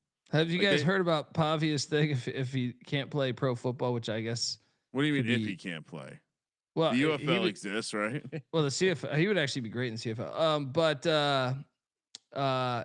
wrestling, he wants to get into wrestling. Oh yes, yes. Hold on. He was a former New Mexico state champ at wrestling. Yeah, no, he would be awesome. Yeah. He's already got the personality. Quick internet update. There was some fake news that they traveled early. They will be used Illinois. Yeah, sorry, I'm updating that. Illinois will be using the Seahawks facility for practicing on Friday, but they're not getting out there till Thursday night. So they're getting out there early, maybe a day early, but not as early as you suggested. I'll stay on Coach Bielema. I am too, just because of the fish distraction. But that is you got to watch Twitter these days. I mean, here's the thing: if your coach is being rumored, at minimum he's having conversations with his agent, right? At minimum, gotta be. All right, 12:30 p.m. on the West Coast, so we're all on Vanderbilt. Yes, piss away, and then oh wait, let me just make sure I look at these logos. All right, Minnesota heads to Iowa City, Iowa to play Iowa at 12:30 p.m. on the West Coast. Iowa laying 8.5. That's a big number for Iowa. Laying 320 on the money line. Minnesota rode the boat nicely for us last week. Plus 260 now, coming off a little bit of extended rest, playing Friday night. 39.5 is the total. Very, very low. Colby, man, on a number like that, they're baiting you. They're baiting you.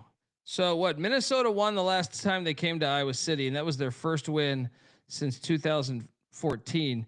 And it was on that Cooper DeJean returned a punt for a touchdown, but they called it that he tried to wave a guy out of his way, and they called it a oh my god, that was fair so catch. Bad. You remember Bastards. that? Yeah, so bad. They did that to someone this past weekend.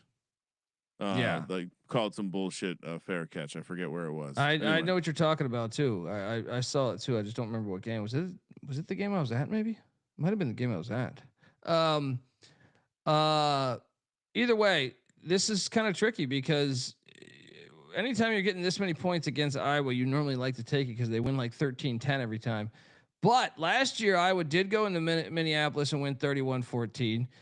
You go back they have a 35-7 win against them. They have had 17-point win. Like the past 10 years, they've actually have a few games where they've definitely destroyed Minnesota. And my thing is, Minnesota has a gigantic lawn chair at the quarterback spot in Drake Lindsay, right? Yeah. I'm a bit terrified of him being such a young quarterback going on the road at Iowa City. So I think they're baiting you. I'm going to lay it with the Hawkeyes here.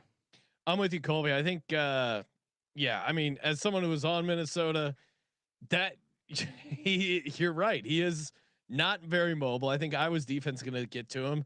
Gronowski's going to rack it up with some rushing touchdowns, and Minnesota in a little bit of a letdown spot after a huge upset at home in a primetime spot. This is a good formula for Iowa laying the 8.5. The number's telling you everything you need to know, right? Number's been talking to us. It's like, oh, okay, really? Iowa's going to lay 8.5. Obviously, we're taking it. Smash it. And yeah, we got what we needed out of Minnesota last week. Perfect time to fade them on the road. 39.5. I mean, for an 8.5 point spread and a 39.5 point total, we're gonna have to. What's the final? Here's the thing. Like Minnesota's are to me, I like their running backs, right? So that to run the ball, but Iowa, so it's hard to run on Iowa, especially at Iowa. And then you're asking your lawn chair to actually not be a lawn chair, and I think that is a big time challenge. And Kinnick, a young lawn chair, hasn't even been to the pool yet, to come in there and just open up. No. Get your lawn chair memes ready, Colby. It was Malachi Tony, Kadarius Tony's brother, for Miami. That's right. He was kind of running and like his arm was like a little high for balance. Yeah, that was horseshit. Like, that was bad. Even as a Miami hater, it's like that was not a fair catch. 12:30 p.m. on the West Coast. So Discord's got a very loaded card this week. Pretty much we've agreed on every game but one. Very, very exciting, riveting content. BYU heads to Ames, Iowa to take on Iowa State. 12:30 p.m. on the West Coast. Iowa State laying 2.5, -150 on the money line, +130 for BYU. 48.5 is the total. I mean, it's a lock, right? This is gonna be in our contest. Holy War letdown. Gotta fade BYU. Yeah, we fade both. But I mean, did you guys see the video of the fucking what was it, the school president or the athletic director crowd surfing? Yeah, I mean, come on. I can't believe you guys took Utah last week. That was bad, but this is a smash spot. Yeah, agreed. This is. I mean, yeah, I could give you like Iowa State's a lot healthier. They're coming off the bye. You know, they were so dinged up in the previous two games, which they had lost both. They didn't even have a kicker in one of the games. They were going for every fourth down. This is a good spot, man. This is just you're going into Ames after the Holy War.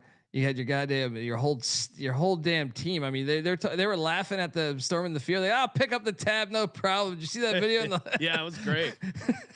There's also this is a wacky travel spot. Like, how do you think they go from Provo to Ames? Not good. It's just there's definitely buses involved. You're probably not flying direct.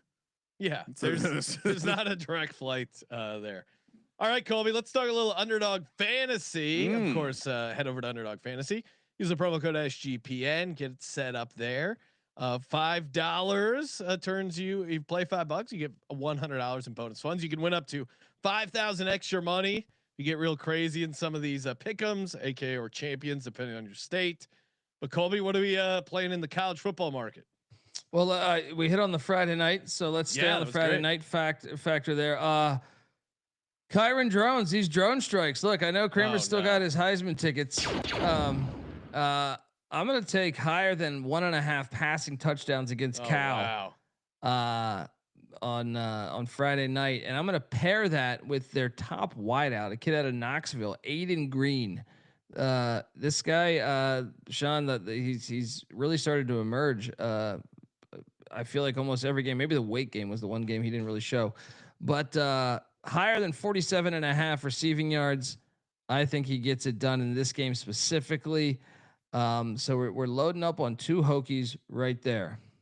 Now we need someone from a not Hokie. Yeah, you can't really, because I played that. I already played that. That might be a state. Well, thing, Colby's in a state where you can do same team plays. Yeah, we were talking a little bit about this. The reverse correlation engine might not be all the way there. Let's find one more for folks like me and Sean who require a different. I pray for you guys. Thank you. May I? Hang on. Libs are killing us out here in California. Should we just go to Vanderbilt and do a Pavia passing yards?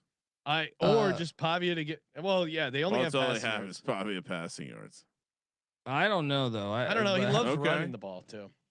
Okay. How about let's go with I was gonna say how about have you driven a Gio Lopez lately? No. Do you Cole, like? I worry we picked this guy because you love just doing the Gio Lopez bit. All right, We've hang used on. him before and it hasn't gone well. I'll find someone else. Hang on. Jesus. I mean, how did you do last week? He looked all right though, but I feel like Virginia's defense, that's their flaw. They didn't look great. He threw he went 19 for 35 for 167 yards. Best game of the season. All right, so maybe we don't. Electric. Maybe we don't use him. All right, hold on. Let's look at this Bama South Carolina game. Like South Carolina's defense is ass doo play. So let's take Ty Simpson higher than 260.5 passing yards. Done. Easy. So we got Ty Simpson higher 260.5 passing yards, Aiden Green higher 47.5 receiving yards, and Kyron Drone strikes higher 1.5 passing touchdowns, which is a little spicy. $100 entry returns you $519. Sean, don't forget to use Boostober. Yes, I'll do a little Boostober over there. That's always fun. Nice little boost on there, and that gets it up to 6.44x. $50 max, but good times there. Underdog Fantasy promo code SGPN.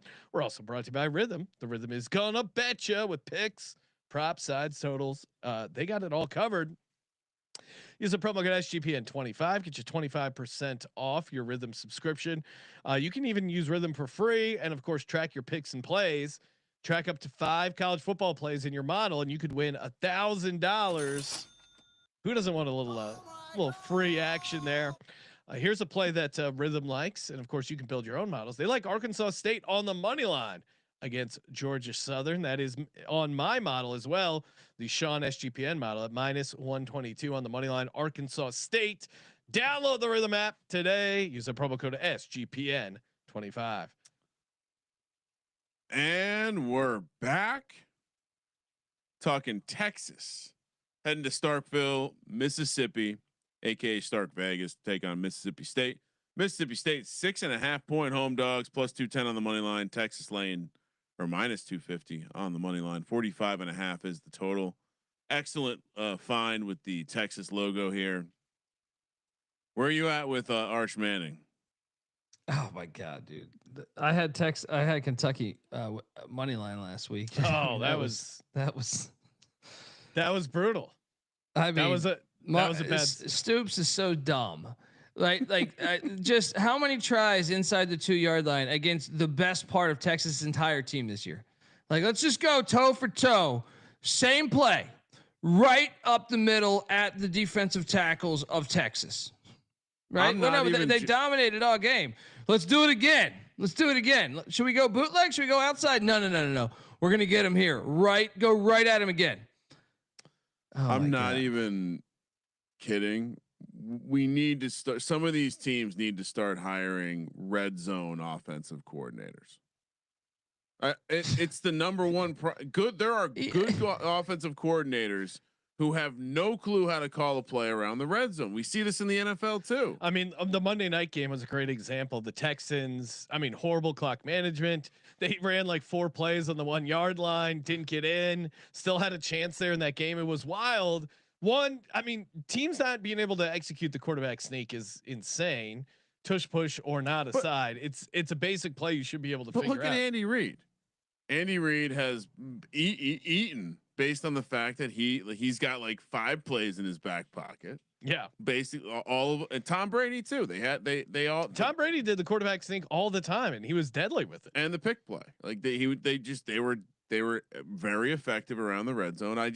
I don't understand these coaches that just have no idea how to coach a football game. There's nothing more frustrating than short yardage where you have your entire line, all their defenders bunch up. You have the running back super deep, and the logic is like, oh, he's going to get a head start and blast through, and it just never works. And they have a Kentucky's quarterback is like a mobile quarterback. Like he kind of kind of the drive Boot down action. there. Or option, just something vertically, because you're going. It's just, how's this guy a millionaire? I don't understand it. It's like, stop going up. I projected. I was like, there's no way he runs it again. There's just no way he runs right at that again. And then he does it again, and it's just like, oh my god. So Colby, there is a portion of the Virginia Tech fan base that wants Mark Stoops to be are you watching college football? What? Oh, why? man. I His mean, look. contract. The argument against it is they had Texas in overtime, and yeah. Have you seen the box score of that game? By the way, I mean it's even worse than the goal line. So Texas won the game with 179 yards of offense. Kentucky had 400. Like how's that? How do you lose that game? How do you lose that game? Mind-boggling. But I like fading Texas should not be a road favorite in SEC play. I mean, sure, there's going to be exceptions, but Mississippi State is going to get up for this game. Mississippi State's been a tough out all season. They beat Arizona State. Like they're a live dog, right? What am I missing? Texas had a total offensive EPA of -14 in their last. I mean, I believe they had one first down in the second half, and they won the game. I'm looking at the numbers right now. They were. I mean, not only should they have. I mean, if the game was played in a spreadsheet, they definitely shouldn't have won that game. But they were just bad. Yeah, no, insane. Back to back away, we got to fade them here. We got to. Yeah, I'm on Mississippi State. Kramer, I still don't know how good Mississippi State is. Like, but at the same time, like they at least I feel like have a pulse offensively where they can perhaps challenge Texas, and they have the better quarterback on the field. I actually think you can make a case that as bad as Arch Manning was last week, he was 12 of 27. I guess Boley actually threw for a better percentage, but that was the most frustrating. That was just a slow kill.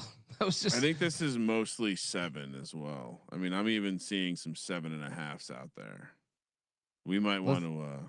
I'm going in. We might want to adjust the number. All right, we're gonna call it at 7. Yeah, I mean, right now, pretty much the entire FanDuel's at 7.5. Everyone else is at 7. All right, so yeah, give me Mississippi State plus 7. Kramer, I assume you're not taking Arch, even though you love the Manning family. I mean, I do not love the entire family. I think the Manning cast is excellent. It brought the best out of Bill Belichick even. There you go. But yeah, I think he probably needs another year in school. Michigan. Yeah, I'm on Mississippi State. Michigan State, 4:30 p.m. on the West Coast. Heading to East Lansing, a big game for the Circa and their Michigan connections. Michigan State 14.5 point home dogs, plus 450 on the money line. Michigan -700, 48.5 is the total. Feel like we've had a lot of fairly obvious spots this week in terms of the point spread. Colby, home dog. I'm all over Sparty here, man. Michigan, Michigan, big win over Washington, rematch of the national championship a couple years ago. I know, like Michigan State, it's Jonathan Smith has been a weird vibe there, but they played him incredibly tough last year in Ann Arbor. Michigan ended up winning by 7. Now it's in East Lansing. You want to win the fan base back because with Jonathan Smith, it seems weird. He's a weird personality for I think what they've had historically, and I think this is your opportunity to. And 14.5 is a big number for a Michigan team that kind of just likes to sit on the ball, run the ball, power team. I'm on Sparty. Let's go. Yeah, and they might even shock the world here. I think they certainly hang around. 14.5, way too high. I'm pissed at myself for not taking BYU as the home dog in the rivalry game. I'm gonna go back to my guns and do it here with Sparty. Kramer, I assume you're on Michigan State. Again, these spots seem very obvious. He also popped up when I was just looking at stuff. $30 million buyout. Why do these universities bend They have over to. and They have for to. who? To get these guys to sign. There's like 2 agents that represent all these coaches. They I just mean, need to take them out on a boat. The colleges chain need to them up in band some cinder blocks. need to band together and try and eliminate the coach's leverage, but I don't think they can. But in many cases, these are public universities where it's like, Yeah, it's not their money. It's just That's probably part of it. Taxpayers will pick up the check. It's especially hilarious because these it's so obvious when it fails. It's like, well, why did you do like Jimbo Fisher is the best one ever? Like why did you do that? All right. 4:30 p.m. on the West Coast. Good game here. Texas A&M heads down to Death Valley to take on LSU.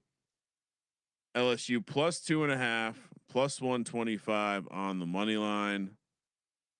Sorry, I was double checking that this number is still 2.5, which it is. Plus 125 on the money line. Texas A&M minus 145. 47.5 is the total. Been riding Texas A&M a little bit. They did not get it done for me last week. I don't know what to think about this LSU team. I think they I don't know. It just seems like they haven't been very good this year. Yeah, I mean Nussmeier has been a huge disappointment. I was optimistic that LSU would maybe take a step up here in the SEC. Certainly not the case. Nussmeier's been a huge disappointment. That being said, I think this is their spot here as a home dog in Death Valley at night.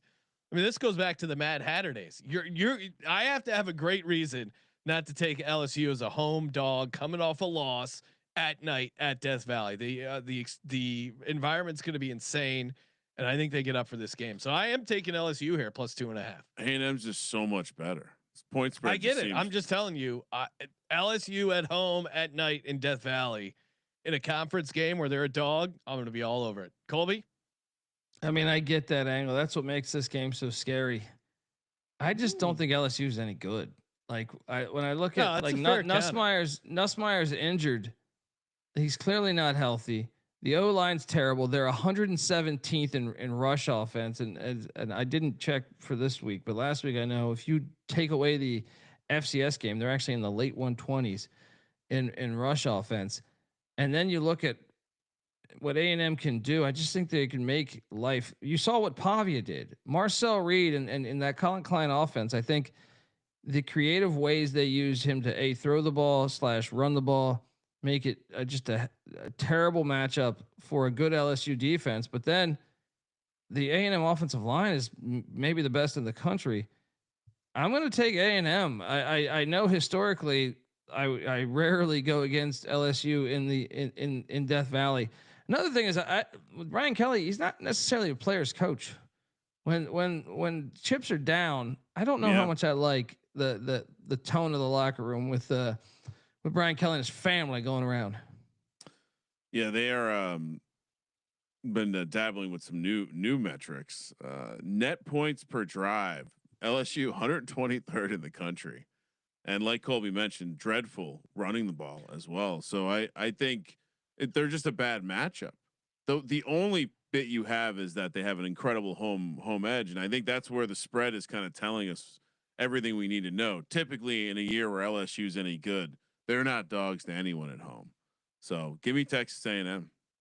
Yeah, I mean, Texas A&M's good on the road. Their team, obviously Texas A&M's been great. I get it. If I was just, but the situation spot's too strong for me. Give me LSU. All right. We talk about canceling one of Colby's games, and then he squeaks on an FCS matchup. 5 p.m. here on the West Coast. We're heading to Brookings, South Dakota, where who knew they played college football in the Dakotas? South Dakota State catching 4.5 points at home. We think against North Dakota. No. This is out. This is open. Okay, against North Dakota State. Tell us why we're talking about the game being played at Dana J. Dykhouse Stadium. It's the Dykhoff, Kramer. Come on, it's an annual tradition since 1903. Do they say they're heading to the dike? The dueling dikes. Let's go down on the dike. Wait, what? Oh yeah, no, down on the dike. The dike's gonna be lit this weekend. They're gonna be piling into the dike. We talk. Well, dike can be more than one thing. Yeah, I'm talking about the like a dam. The dam situation. Yeah. You don't want the water to break with the dike. No. Yeah, it can get really slippery. Colby, you I gotta mean, take this game South Dakota. is one of the best rivalries. One of the best rivalries out there, and we need Colby to do a ranking of his favorite one of the best rivalry games. Like what makes the cut for the top 25 best rivalries? This one might, especially when they play it at the Dyke House because it's outdoors. You just said it's one of the best. It's not a top 25. 25 rivalry? for the whole sport. Like there's over 700 teams in college football, buddy. So how many are on the list then? We got to do more questions than answers. Like 250? I mean that's why it's the greatest sport that's ever hit mankind. You know, like I'm on North Dakota State though, guys. I'm sorry, Sean. I know you're still pissed off at Carson Wentz, but yeah, no, he did a great job on Sunday. I heard that. And then Trey Lance, we know he's been a smash hit in the NFL. Oh. But have you caught their recent quarterback? No. I mean, well, actually, both teams have quarterbacks that I think will probably be NFL players when it's all said and done. The Jackrabbits have a guy named Chase Mason from Hurley, South Dakota. Sean, I know you're familiar. Oh, great town. But really, and then the Bison have Cole Payton. They actually have him, and they have another guy they use too. But Cole Payton is a guy that I think you should. He'll be in the NFL, I think. From Omaha as a senior, he's weighted. He's a beast. But I think North Dakota State, ever since they got, so if we were talking Washington State a little bit, Washington State hired South Dakota State's head coach from last season. So now they have Dan Jackson, who's done really well so far, but he is new to the rivalry. I trust Tim Palasek. Tim Palasek coming in from North Dakota State was a major upgrade over Matt Entz, who's Fresno State's head coach. And it's shown on the field. So I think North Dakota State's been the better, in better shape right now than South Dakota State. So I will lay it with the Bison. I think this is going to be like 28-21. North Dakota State gets that dub. 28-24. The Jackrabbits hang around and get it done. We had that. We showed that video of the Jackrabbit earlier in the Porta-Potty. It's a Jackrabbit episode. We got to take the home dog here. And Cole Payton, Sean, is being kicked around in some of the depths of the internet as a sleeper first round quarterback prospect. I think both of these quarterbacks will be in the NFL. What was the other guy's name?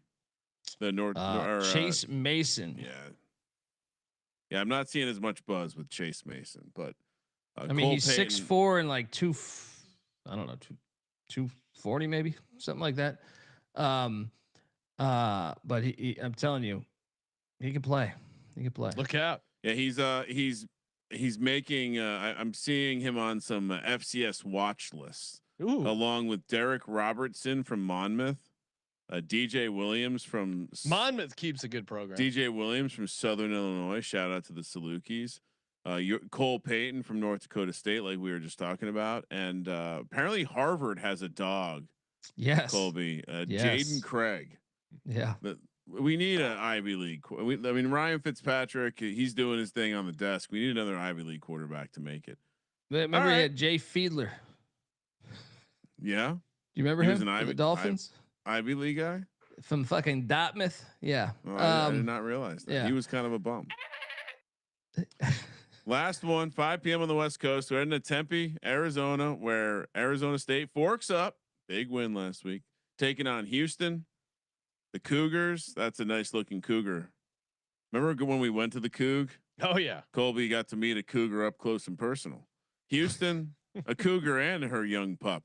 Houston catching 7.5 here on the road. I still think Leach called that play. Yeah. Plus 240 on the money line, minus 290 for Arizona State. 47.5 is the total. The best part about that story is the untold story that you get to hear if you ever meet us in person about Colby on the practice field at Washington State talking to Coach Leach that night. But the best part of that story is Steve Spurrier was a stone's throw away as Colby was telling that story. Yeah, that was a fun night. I think his son was I on got the a chance staff or something like to that. talk to Steve. Yeah, shook his hand, and we talked briefly about his visor, which I always appreciated. Coach, I love a good visor. Ever consider wearing a suit? I love suits on coaches. Colby's slowly turning into the sports journalist that he hates, who are all nice to all the coaches because he's become friends with them all. It's pretty hilarious. I never saw this coming. Colby, are we laying it here with Arizona State? It's a little bit of a letdown spot. No. Willie Fritz as a dog, and then like they just stormed the field. You know, Tempe is Tempe, man. They've been partying all week. I know it's a tough place to play. The Arizona State probably still finds a way to win, but I'll take the 7.5 in Houston. But hold on, let me just check one. But they know how to party. Like that's a place that doesn't. They can handle a party. That's true. Yeah. Houston's gonna hang around. But Houston's got a lot of fake tits too. It's Anna Nicole Smith. It's a fake from tit Houston. bowl. Yeah. I'm with you, Colby. Houston the points. As much as I love this Arizona State team and Dillingham's been great, huge upset. But they beat Texas Tech as a big dog. Sam Leavitt coming back from injury. It was an awesome game. Not for me because I was on Texas Tech, but it was a fun ride for them. I think this is going to be tough to beat a decent Houston team by double digits or 2 scores. Something to monitor is like Houston's got a really good wideout in Stephon Johnson. I think he's questionable. Something to monitor. Stephon or Kel? I like Colby with his coy injury updates from college because they don't have college injury reports. How about tonight, man? Tonight, oh man, I mean, we bet last night. We bet Western Kentucky on the show. We go in on the tops. Now, luckily, it hit tonight in overtime. But right before the kick, the line goes from like 3 to 6. They're dogs at La Tech. And you find out Maverick MacGyver's not playing. You're like, what the fuck, man? They didn't even have him as questionable. They didn't even have him as questionable. It's almost one of these things where it's worse to have the injury reports the way that they handle them now. Yes. I think I would have preferred before. It doesn't matter. B, we now know that if you rule someone out and then you decide to play them in the Big Ten, you only get hit with a $5,000 fine, which is comical for so many. It's 20 times a bigger fine for tortillas being thrown on the. I mean, just think about this. Insane. Violating the thing that is supposed to bring integrity to your game, which is a transparent injury report, allowing people to understand who has a chance to play, who doesn't. And when someone is ruled out and then they show up in the second half of the game and the fine is 1/20th, 5%. It's a joke. College football is a joke. No, it's always been like this. That's part of the allure. Is it's just random. It's just I'm laying it. Wild West. Okay, I'm laying it. This is not a team that gets drunk and happy. Their coach understands how to ride a wave. All right, time for our lock, dog, and tease. Presented by MyBookie.ag. Promo code SGPN. Before we get to that, we do have breaking news just added to the merch store. By popular demand, everyone's favorite college football team, Saudi Arabia State. Get those things. They are going hot. Get your Saudi Arabia State t-shirt. Great job by Colby on the Photoshop there. Yes. And Sean, t-shirts are super comfortable. So I don't know if you guys caught this storyline, and I don't even know, but the Holiday Bowl. We got up to 3XL too. Okay. For the Golden Corral customers. Don't make those jokes, Colby, because the Holiday Bowl going to we move a lot of product here. The Holiday Bowl trying to go to Abu Dhabi. Wait, on ACC request, which remember ACC kind of catered to Florida State in that lawsuit. That's why that lawsuit went away. They're like, all right, well, we want you in the conference. You can do whatever you want, right? So that had to be pushed by Florida State, right? I thought it was the Onion when I read the headline about the Holiday Bowl going overseas. It was like a casual news dump too. Like the ACC. The Holiday Bowl is considering Abu Dhabi. Isn't that where they sent Odie Garfield? Remember? That's how I remember. That's how I remember first hearing of the country. Well, Sean, where does the we're gonna do some trivia real quick. Where does the Holiday Bowl play right now? San Diego. San Diego. Colby knows. Which, if you're talking about Same location, if I'm not Pro Bowl game. But if there's a city that should host a fucking bowl game, it's San Diego. It's a great vacation destination. It's one of the best sunny cities in our country. And you want to take that bowl and you want to put it on a plane and fly it over to Saudi Arabia and play it there. It's not Abu Dhabi. It's not the Emirates, or it's playing in Saudi Arabia, which Riyadh, like an office space. This isn't Riyadh. They're not gonna saw your hands off. Cut your hand right? off. I mean, and the hilarious thing about the report was that it clearly the ACC had met and there was progress made, and then someone said, "Hey, this would be a really fucking bad. We can't be the first ones to do this." And then it makes you then it brings the question back up. Why the fuck would anyone accept a bid to play a bowl game over there? Obviously lots of money. That's how they get how they hook it in. And I'm sorry, Jerry in the chat, who says don't be taking talking shit about us Golden Corral patrons. No. Look, Jerry, I have the right to because James Maynard, who started the Golden Corral.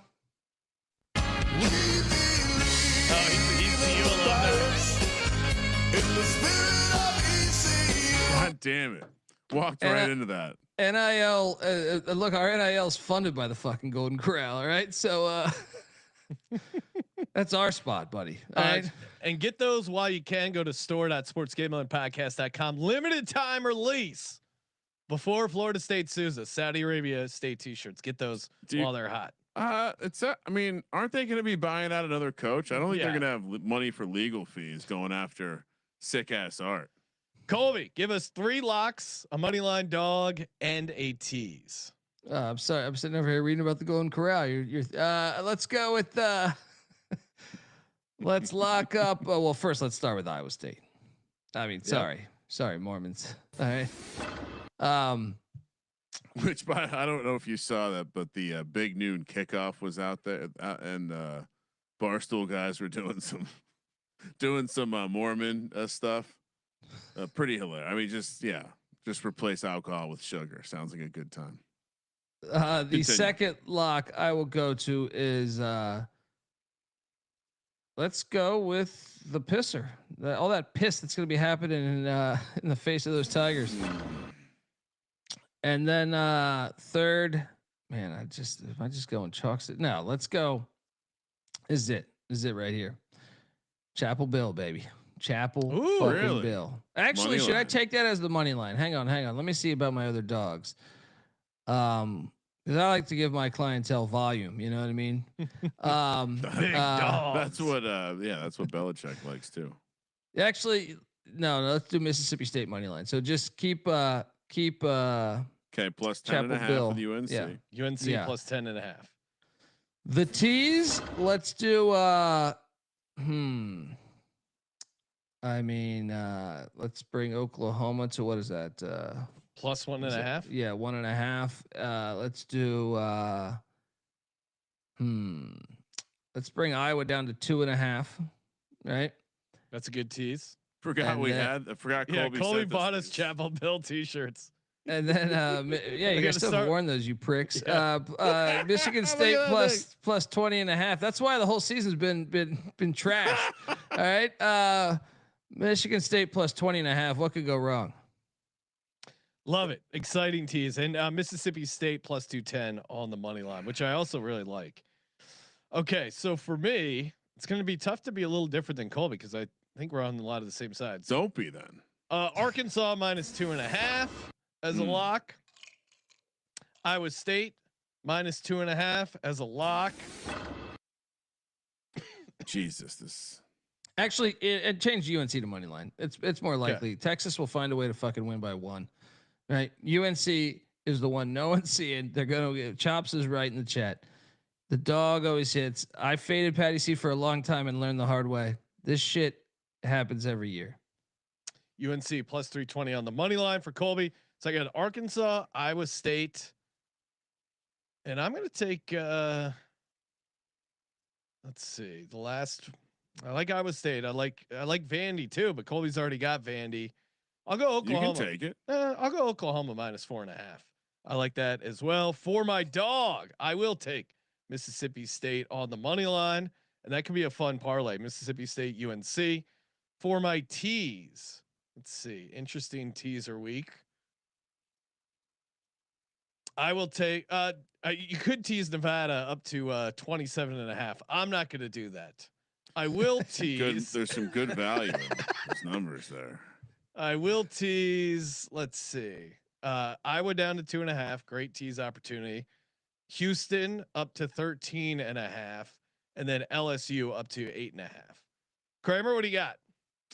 I think we're all. I mean, it's you have to play Iowa State. Yeah, it's going to be on my card. I'm also going to take Iowa. Okay. I think this number tells you everything you need to know. I'm also going to take Texas A&M one more time. Now, what is their 2.5? Laying 2.5. Okay. What's your money line dog?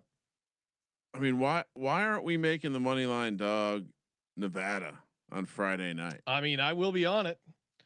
Nevada feels plus like 1,000 on the money line. Some big game hunting. I mean, yeah, exactly. I'm going to be on it. Might as well be on it.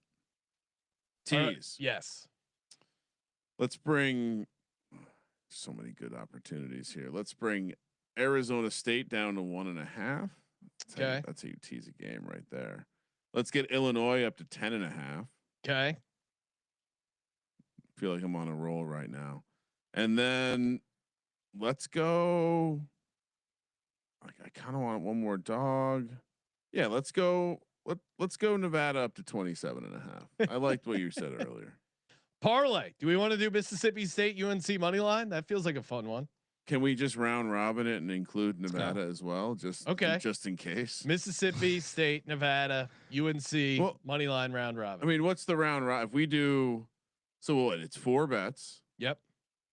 And even if we, so what? I'll probably just 50. Wait, across. Instead of Nevada, what if it's Michigan State? Oh, we just add that in the round robin. Oh, okay. So a 4-team round robin. Yeah. So Colby doesn't like Nevada as much, it seems, but I think. Yeah, I like him first half money line. All right, so let's take Nevada out. Although Sean and I will also do a version with them. Okay. And make it Mississippi State, UNC, Michigan State. Money line round robin. All right, for our contest. Just we can't tell Derek about it. I think we take Iowa State late in the 2.5 as our consensus, right? It seems like everyone locked that up. Fine by me. Colby, do you want to go first then? Iowa State off the board. What else are you doing? Let's follow the piss. Vanderbilt minus 2.5. Could have also been a consensus. I will also, I didn't lock it up, but I'm going to be betting it. I'll also take Arkansas laying 2.5 for my play. Kramer, Iowa minus 8.5. Colby, what's your second play? Well, I mean, guys, we've had good success recently in the SEC, so let's take Oklahoma against Ole Miss. Oh, okay. Oklahoma minus 4.5. So now I'm up against it because I used Arkansas. Iowa State's our consensus. Oklahoma is my other lock. What am I going to do here? Oh, I think I'm going to take Mississippi State plus 7. To Colby's point, I think there's a good chance at the very least they hang around here. And we're favorite heavy, so we need a dog. Kramer, do we take the points with Nevada? Put your shirts on. Chapel Bill? On. Yeah, come on, Kramer. Chapel Bill, Blue Chew. Yeah, Bill. They're going against. Yeah, you know what? This is the one week I'm okay with that. I'll take UNC plus the points. This is a fun card. So our 7 contest plays: Vanderbilt minus 2.5, Arkansas minus 2.5, Iowa minus 8.5. Oklahoma -4.5, Mississippi State +7, UNC +10.5, Iowa State laying 2.5. Thank you everyone for tuning in. As always, answering all your questions and comments over on Spotify. While you're there, toss this 5-star rating review. Make sure you check out the college football experience, college basketball experience, or I already got conference previews out. The NBA Gambling Podcast is live, daily picks podcasts, wherever you get your podcasts. And of course, as always, thank you for participating in the Sports Gambling Podcast. For the Sports Gambling Podcast, I'm Sean, stacking the money green. He's Ryan. Good job, guys. Kramer, let it ride.